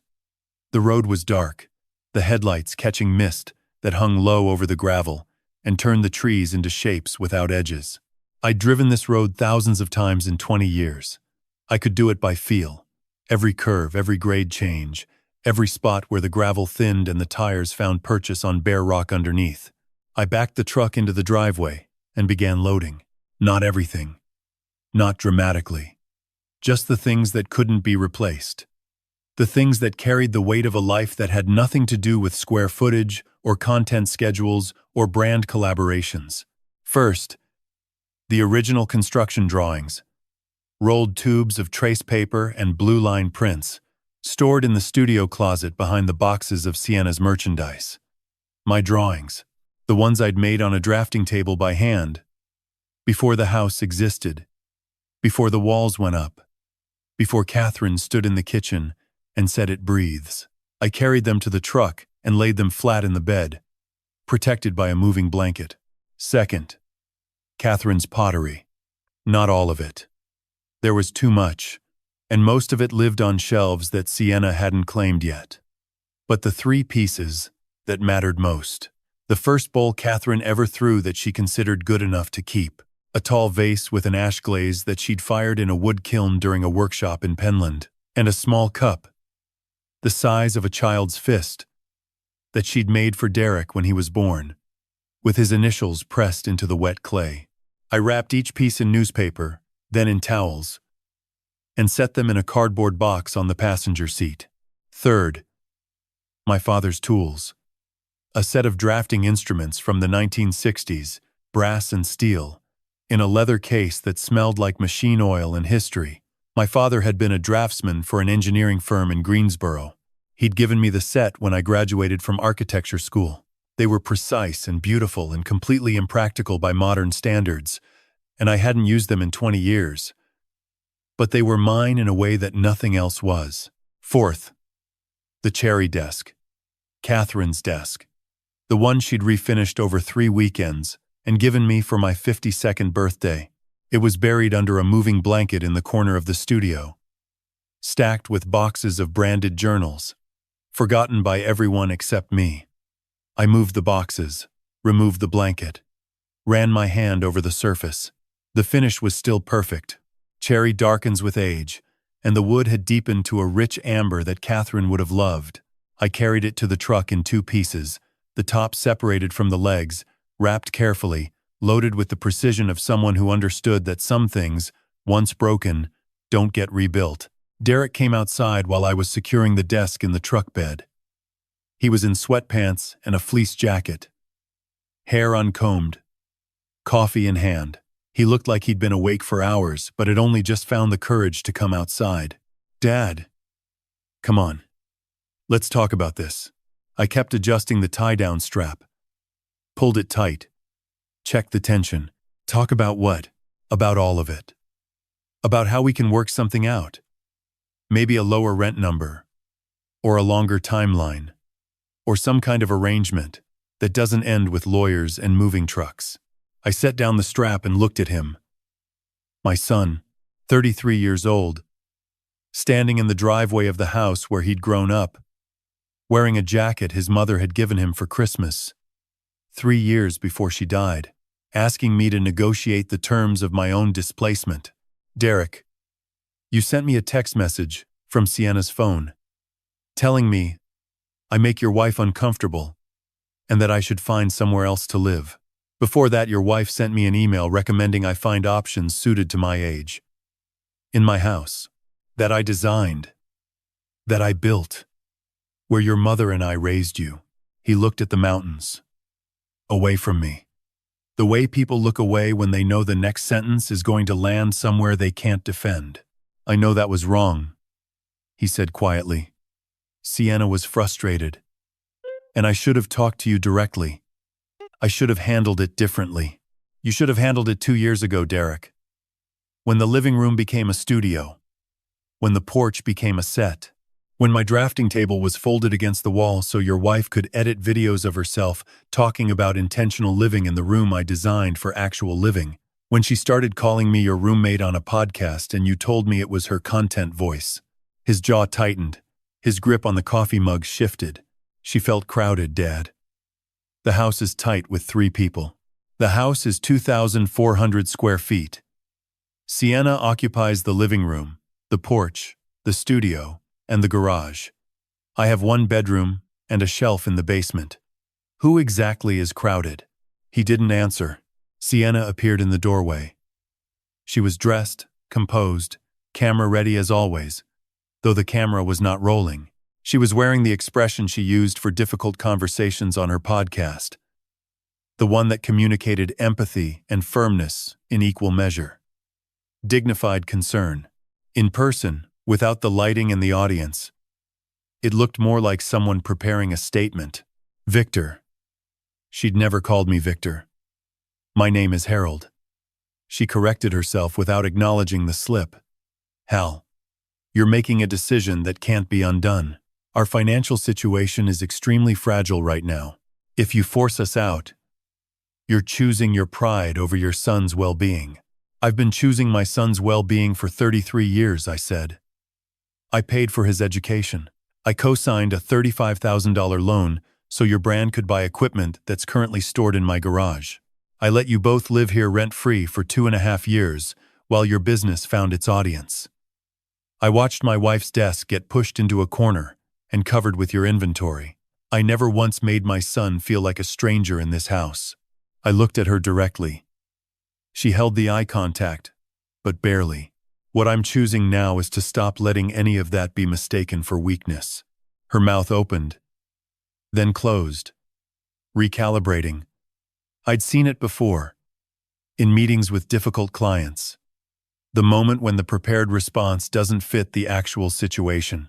"And one more thing, Sienna." I kept my voice level. "The next time you research how to file a guardianship petition in Buncombe County, you might want to close your browser tabs before leaving your laptop open in the kitchen of the man whose competency you're planning to challenge." The color left her face. Not slowly. All at once. Like someone had pulled a breaker. Derek looked at her. Then at me. Then back at her. Something shifted in his expression that I couldn't fully read. Confusion. Maybe. Or the first crack in a structure he hadn't realized was load-bearing. She went back inside without a word. I finished loading the truck. Checked every strap. Every blanket. Every piece. Then I closed the tailgate and stood in the driveway for a moment, looking at the roofline I'd drawn on a napkin in a diner 26 years ago. There was one more piece to this. And it was the one nobody saw coming. On the 14th day after the notice, at exactly 6 in the morning, the house went dark. I had driven up the mountain in the pre-dawn cold. The truck's heater running against a January morning that the weather station in Asheville had clocked at 19 degrees. The gravel road was firm with frost. The trees were stripped bare, their branches etched against a sky that was just beginning to lighten along the eastern ridge. I could see my breath when I stepped out of the truck. I had a key to the basement. A separate entrance, on the north side of the house. Ground level. Accessible from outside, without entering the main living space. I designed it that way for maintenance access. The concrete steps were cold under my boots. The steel door opened without sound. I'd oiled the hinges 2 days prior. The basement was dark. I didn't turn on the light.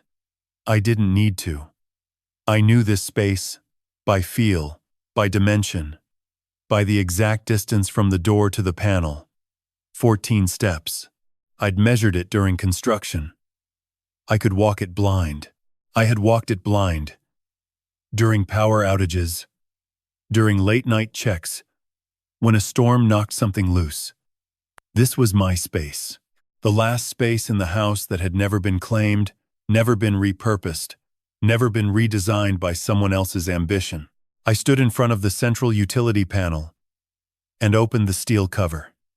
The interior was illuminated by small indicator lights, green and amber, showing system status. Everything operational, everything running, everything flowing through this single point, as I'd designed it to, feeding a house that breathed in sync with the systems I'd built into its bones. I reached for the first switch, the solar inverter. A heavy-duty disconnect rated for the full output of the 16-panel array. I wrapped my hand around the handle, felt the resistance of the mechanism, and pulled it down. The indicator light went from green to black. Off. The well pump relay. A 40-amp breaker controlling the submersible pump 212 feet below the surface. Without it, no water pressure, no faucets, no toilets, no shower. I flipped the breaker. The soft hum that had been constant in the basement for 20 years went silent. Off. The propane main valve. A quarter-turn ball valve on the supply line from the 500-gallon tank. One rotation from open to closed. I turned it. The valve seated with a solid click. Somewhere above me, the radiant floor boiler would recognize the loss of fuel within minutes. The floors that loved you back would begin to cool. Closed. The satellite modem junction. A simple disconnect at the point where the coaxial feed from the roof-mounted dish entered the house distribution system. I unscrewed the connector and pulled it free. The modem's activity lights, visible on a shelf beside the panel, flickered once and went dark. Disconnected. I stood in the silence. Complete silence. No hum from the pump. No click from the boiler. No faint electronic whine from the modem. The house, for the first time since I'd finished building it, was completely still. Not breathing. Not running. Not alive. Just a structure. Walls and windows and a roof, holding nothing but cold air and the memory of systems that had once made it something more. I closed the panel cover, walked the 14 steps back to the door, stepped outside into the January morning, where the sky had turned from black to iron gray and the first pale light was touching the tops of the ridge. I locked the basement door behind me and drove down the mountain. The timeline, which I had estimated based on the thermal mass of the house and the insulation values I'd specified during construction, played out almost exactly as I'd calculated. The interior temperature would have dropped below 60 degrees within 2 hours, below 50 within 4. By afternoon, with outside temperatures hovering around 25, the house would be cold enough to see your breath indoors. Sienna discovered the situation first. I know this because Derek called me at 8:47 from inside the house, his voice tight, confused, not yet angry. Dad, something's wrong with the power. Everything's off. The water's not running. The internet's down. The heat stopped. I know, I said. A pause. The kind of pause that occurs when someone is recalculating a reality they thought was fixed. What do you mean, I disconnected the utility systems this morning. All of them. Solar, water, propane, internet.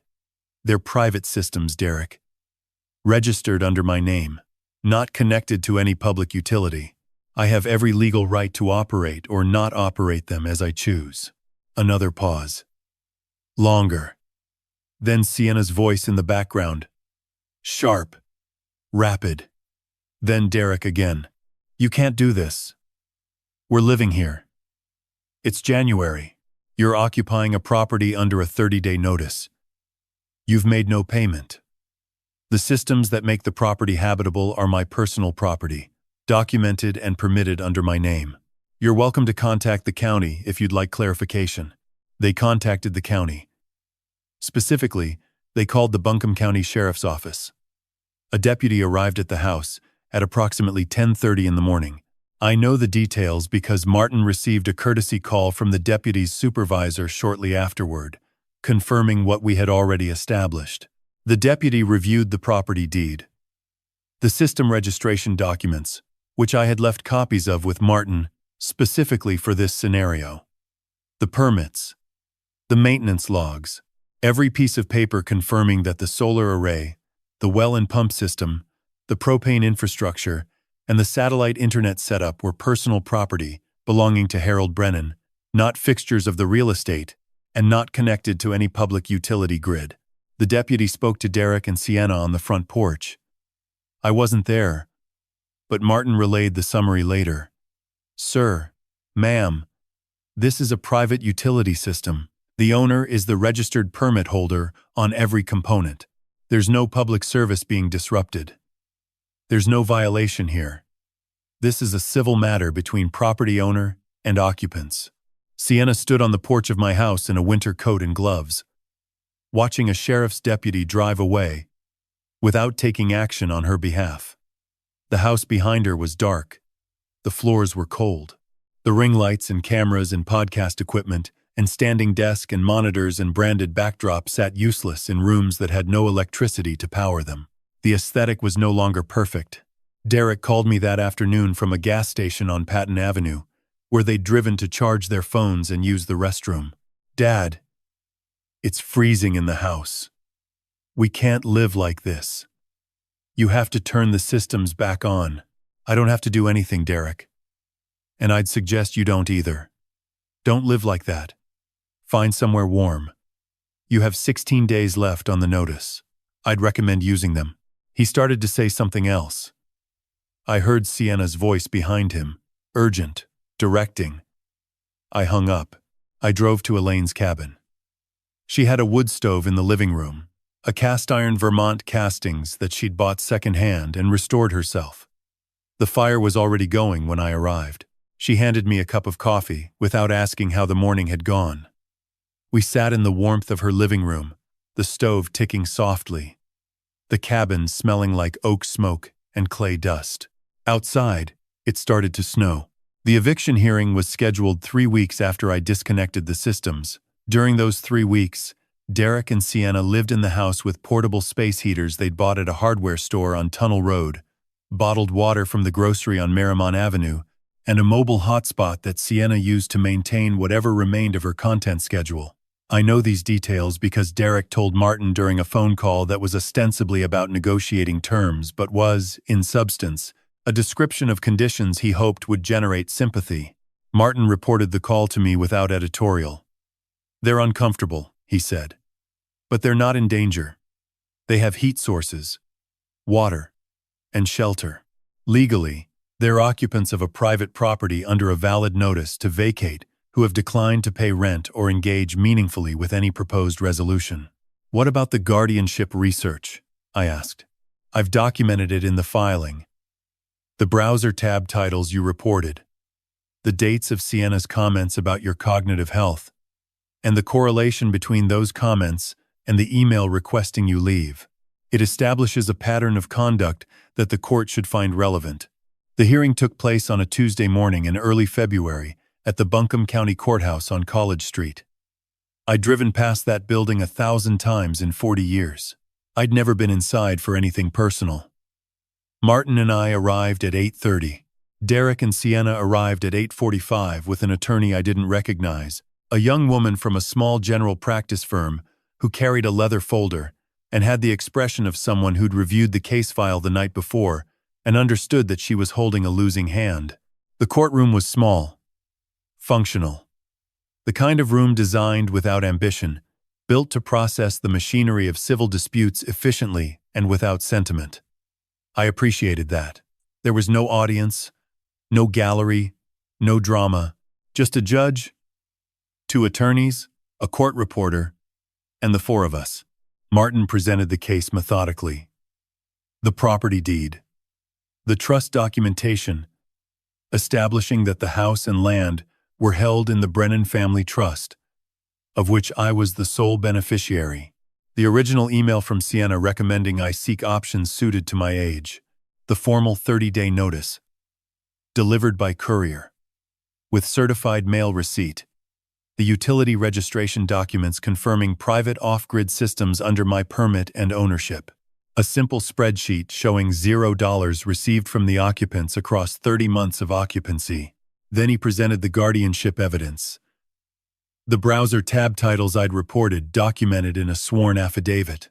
The timeline of Sienna's comments about my cognitive health, cross-referenced with the date of the email and the subsequent escalation. Martin framed it precisely. This evidence demonstrates a coordinated pattern, Your Honor. The respondent was not simply requesting that the petitioner relocate. She was building a foundation for a future guardianship, filing designed to gain legal control over the petitioner's assets. Assets now held in trust, specifically because the petitioner anticipated this trajectory. Their attorney objected to the guardianship evidence as speculative. The judge allowed it as context for the petitioner's state of mind and the reasonableness of the eviction timeline. Martin didn't smile, but I saw the slight shift in his posture that meant he'd gotten what he needed. The opposing argument was brief. Financial hardship, family obligation, the assertion that the property had become the occupant's primary residence and that eviction without cause was disproportionate. Their attorney made the points she had to make and sat down. She didn't argue hard. There wasn't enough material to argue hard with. The judge took 11 minutes. He reviewed the deed, the trust documents, the notice, and the payment record. He noted the absence of any lease agreement, any verbal contract, any documented understanding that the occupancy was anything other than a temporary familial accommodation. He ruled in my favor. 30 days to vacate. Full and complete. 11 minutes. Shorter than the time it took Catherine to refinish the cherry desk. I stood when the ruling was delivered. Shook Martin's hand. Walked toward the exit. In the hallway outside the courtroom, Sienna was crying. Not the camera kind. Not the carefully modulated emotional display she produced for her audience. Real tears. The kind that come when the structure you've been building collapses and you realize too late that it was never load-bearing. It was just facade. Derek had his hand on her shoulder. He was looking at the floor with the expression of a man doing math he didn't want to finish, adding up the rent they hadn't paid, the loan they couldn't service, the furniture in a house they'd have to vacate, and the life they'd built on a foundation that had never been theirs. I walked past them. I didn't speak. There was nothing that needed to be said inside a courthouse. The documents had said everything. The judge had confirmed it. The hallway was not the place for the conversation that might, someday, need to happen between my son and me. And Sienna was not a person I owed any words to, in any building, ever again. Martin caught up with me in the parking lot. The February air was cold and sharp. The kind of cold that clears your head, whether you want it cleared or not. The bank letter will go out within the week, he said. The cosigner withdrawal was processed 10 days ago. Their review period ends Friday. I know. The letter arrived 8 days later. I know, because Derek called me at 6 in the morning, his voice stripped bare. No careful phrasing. No rehearsed modulation. No content voice. Just a man standing in the wreckage of the math. Dad. The bank is calling the loan. The full $35,000. They said without your income as backing, the balance needs to be addressed immediately. 3 options. Find a new cosigner. Pay the balance. Or accept default consequences. I know. When did you file the withdrawal? Before the eviction notice. After the email, silence. The kind of silence that fills a room when someone is recalculating everything they thought they understood. How much of this did you plan? All of it, I said. Not out of spite, Derek. Out of architecture. You design the sequence first. Then, you execute it. Each step supports the next. That's how you build something that holds. We can't pay $35,000. Not even close. Then I suggest you talk to the bank about your options. They offered 3. I'd recommend taking whichever one requires the most honesty. Who's going to co-sign for us now? That's a question you should have asked before sending me an email about options suited to my age. He hung up. I made my second cup of coffee and walked out onto Elaine's porch. The Blue Ridge was doing what it does in February, holding the fog low in the valleys, letting it lift slowly as the sun found its angle. The ridgelines appeared one at a time, layer behind layer, dark blue to pale, gray to white, where the peaks touched the sky. The mountains don't rush anything. I'd learned that from them a long time ago. You just build what you build, and you wait. And the fog lifts when it's ready. Sienna's Instagram went dark 3 days after the court ruling. Her last post was a photograph of a mountain ridgeline. Not mine. Some stock image pulled from a library, captioned with something about navigating seasons of unexpected growth and protecting your peace during transitions. It got a few hundred likes, about a quarter of her usual engagement. Someone in the comments found the Buncombe County court records, which are public, and started asking questions. Specific questions about the eviction, about the property, about the discrepancy between a brand built on intentional living and a court filing that showed 30 months of rent-free occupancy in someone else's house. She turned off comments by the next morning.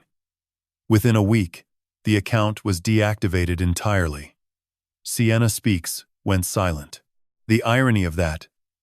The woman who had built an identity around speaking, around filling every silence with her own voice, choosing to go quiet, was not lost on me.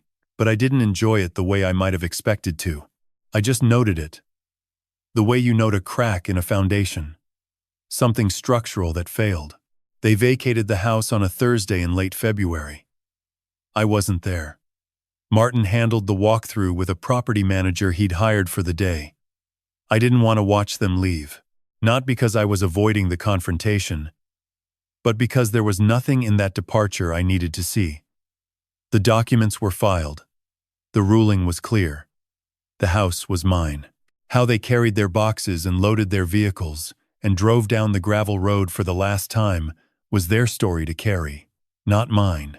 I drove up the mountain the following Saturday morning. Early, the way I always did. The road was familiar. The frost was on the gravel. The trees were still bare. But there was something different in the light. February in the Blue Ridge has a quality that's hard to describe. The sun sits lower and the shadows are longer. But the air has a clarity to it that you don't get in any other month. Everything looks exactly like what it is. The house was empty. Not stripped, they'd taken their belongings, but the spaces they'd filled were open again. The living room had marks on the floor where the equipment stands had rested.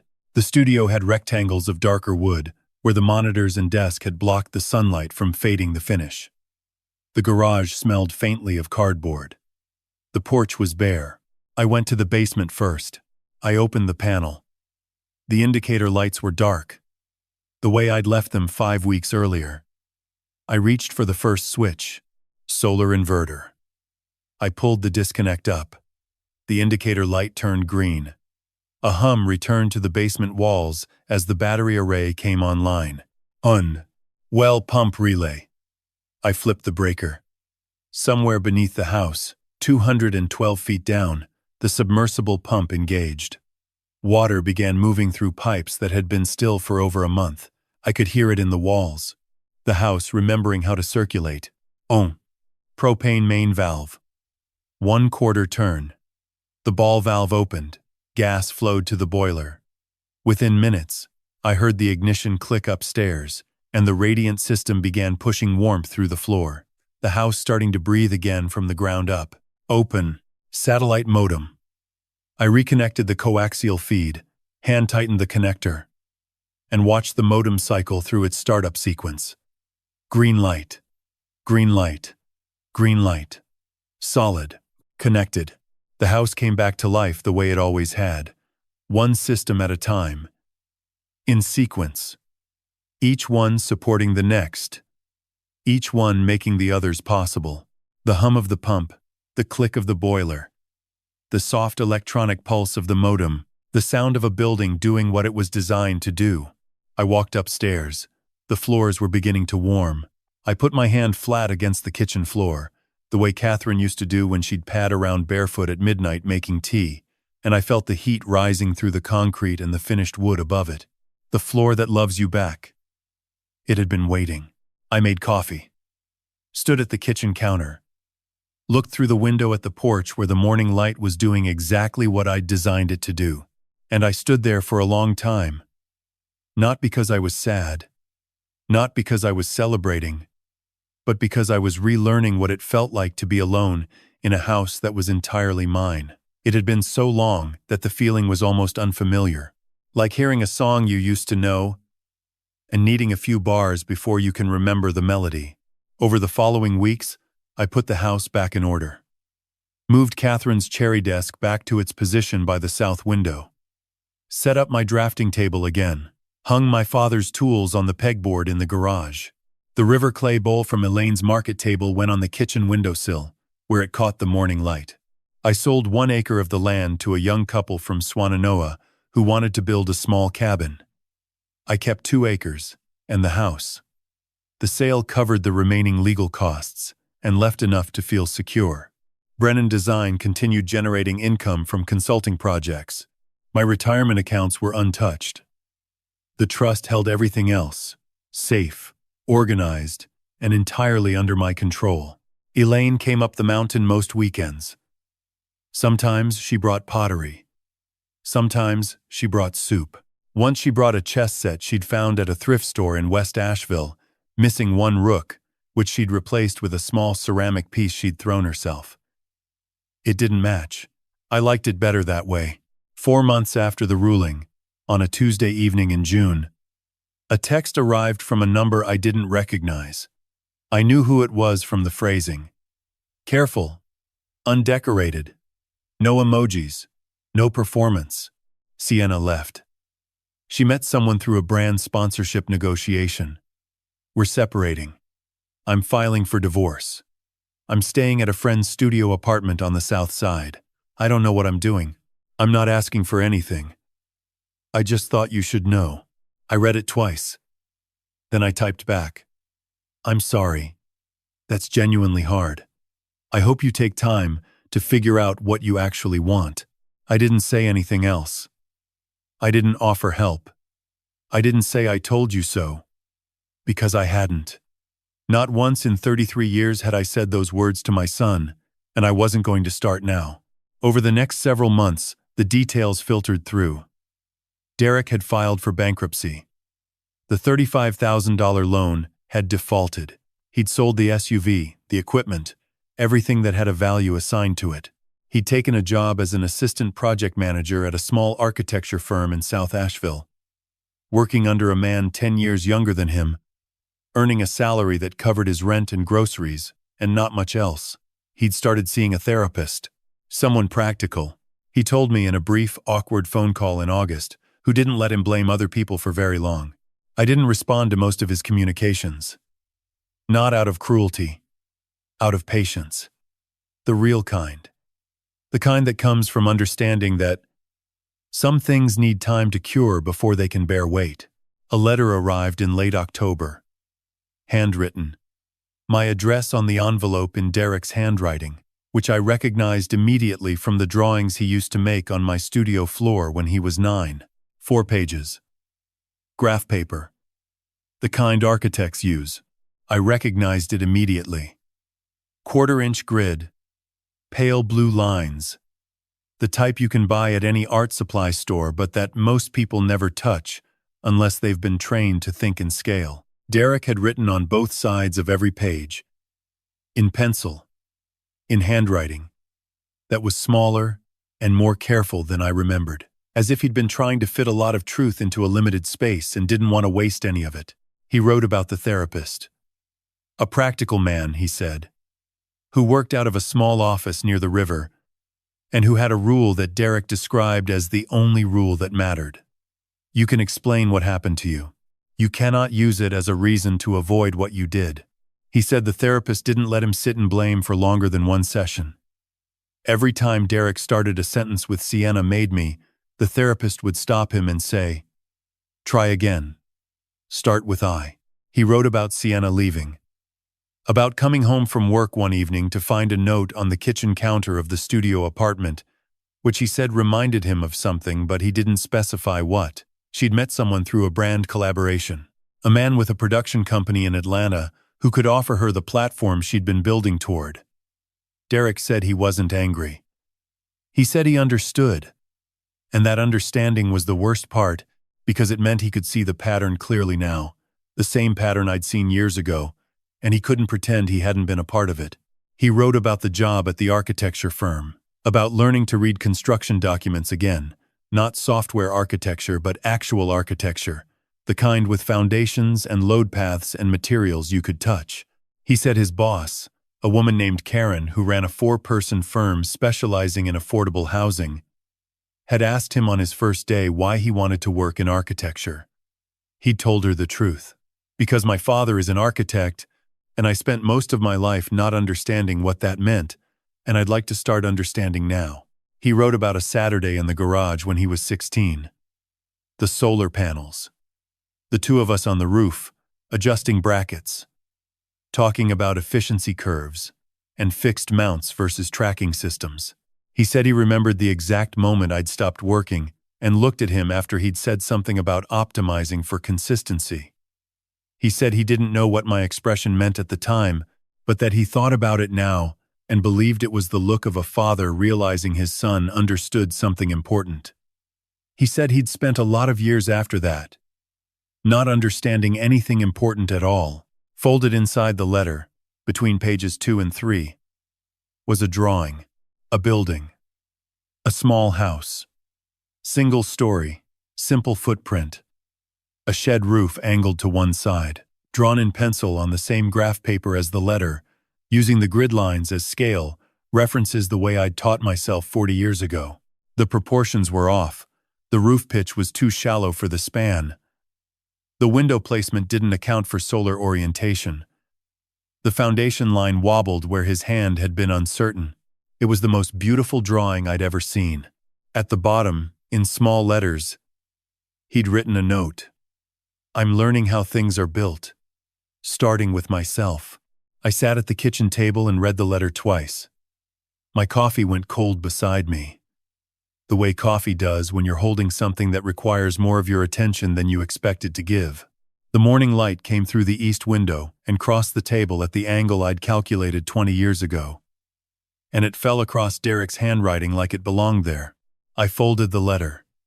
I took it and the drawing, and I walked to the studio. My studio. Catherine's cherry desk was back by the window. My drafting table was set up in the center. The south-facing light came in clean and even the way it was meant to. I opened the closet and found the folder Catherine had labeled in her handwriting, Derek's blueprints. 43 drawings from ages 9 through 14, towers with sky rooms, buildings that didn't obey physics, a boy's imagination laid out on paper by a hand that hadn't yet learned to doubt itself. I put the letter inside the folder. Then I took the new drawing, the small house with the wobbling foundation line and the wrong roof pitch, and I pinned it to the corkboard above my drafting table, next to the original napkin sketch of this house, the one I'd drawn in a diner in 1998 with a coffee ring on the corner. 2 drawings, 26 years apart. One by a man who knew exactly what he was doing. One by a man who was trying to learn. I didn't respond to the letter right away. Maybe I would. Eventually. Maybe a letter back, written on the same graph paper, because he would understand what that meant. Not a phone call. Not yet. Something that acknowledged the effort without pretending the distance was already closed. Because it wasn't. Trust isn't rebuilt with one honest letter, no matter how honest it is. It's rebuilt the way houses are built. Foundation first. Then frame. Then sheathing. Then systems. Then finishes. In sequence. One thing at a time. With patience. And with someone who actually shows up every morning to do the work. You can't skip steps. You can't rush the framing, because you're eager to paint the walls. The structure has to be right before anything else matters. That's his job now. Not mine. Elaine and I drove the Blue Ridge Parkway that Sunday afternoon. Late October. The mountains were on fire with color, the maples going scarlet, the oaks turning bronze, the poplars burning gold against a sky so blue it looked like something I would have designed if I'd been in charge of skies. We took my truck, windows down. No destination. The road curving through the ridgeline the way all good roads do, following the terrain instead of fighting it. "What are you going to do?" she asked. "Somewhere between Craggy Gardens and the tunnel. Nothing yet. He needs to show me the work. Not just describe it. Not just draw it. The work. And if he does?" I thought about the boy on the studio floor, the teenager on the roof, the man who sent 4 pages on graph paper with a drawing folded inside. I thought about how far a person can travel from their own best self, and whether the road back is ever truly closed. "Then maybe we build something new," I said. "But that's his blueprint to draw. Not mine. My job right now is this." I gestured at the highway, the mountains, a lane beside me, the open evening ahead. She smiled. "You know, for an architect, you're not bad at knowing when to stop building. I learned it from the mountains. They stopped building a long time ago. They just stand there and let everything else catch up." We drove until the light turned amber and the shadows stretched long across the parkway. And then we turned back toward Asheville, toward the house on the ridge with its breathing systems and its warming floors, and the small, honest life I'd designed out of the wreckage of someone else's assumptions about what I was worth. People talk about karma as if it's a force that arrives from outside, some cosmic auditor who settles accounts and delivers consequences on a schedule. I don't see it that way. What I've learned, after 65 years and one very clarifying stretch of about 2.5 of them, is simpler than that. What you design with honesty stands. What someone else claims without building collapses. And the moment you mistake someone's patience for a load-bearing wall you can lean on forever, you've already cracked the foundation of something you didn't know you needed. I chose myself. Not with a speech. Not with a dramatic exit. Just quietly, precisely, the way you draw a line on paper that will eventually become a wall, that will eventually hold a roof, that will eventually keep someone safe, one line at a time, in the right sequence, until the whole thing holds. The house breathes. The mountains don't rush. There are drawings on my studio wall, old and new, side by side. And I wake up every morning, in a life I designed myself. That's not a small thing. If this story reached something in you, something about patience or boundaries, or knowing when to stop building for others and start building for yourself, I hope you carry it with you. Share it with someone who might need to hear it. And if you haven't already, come back for more stories that remind you what you're worth. Because you are, I promise you, worth the architecture.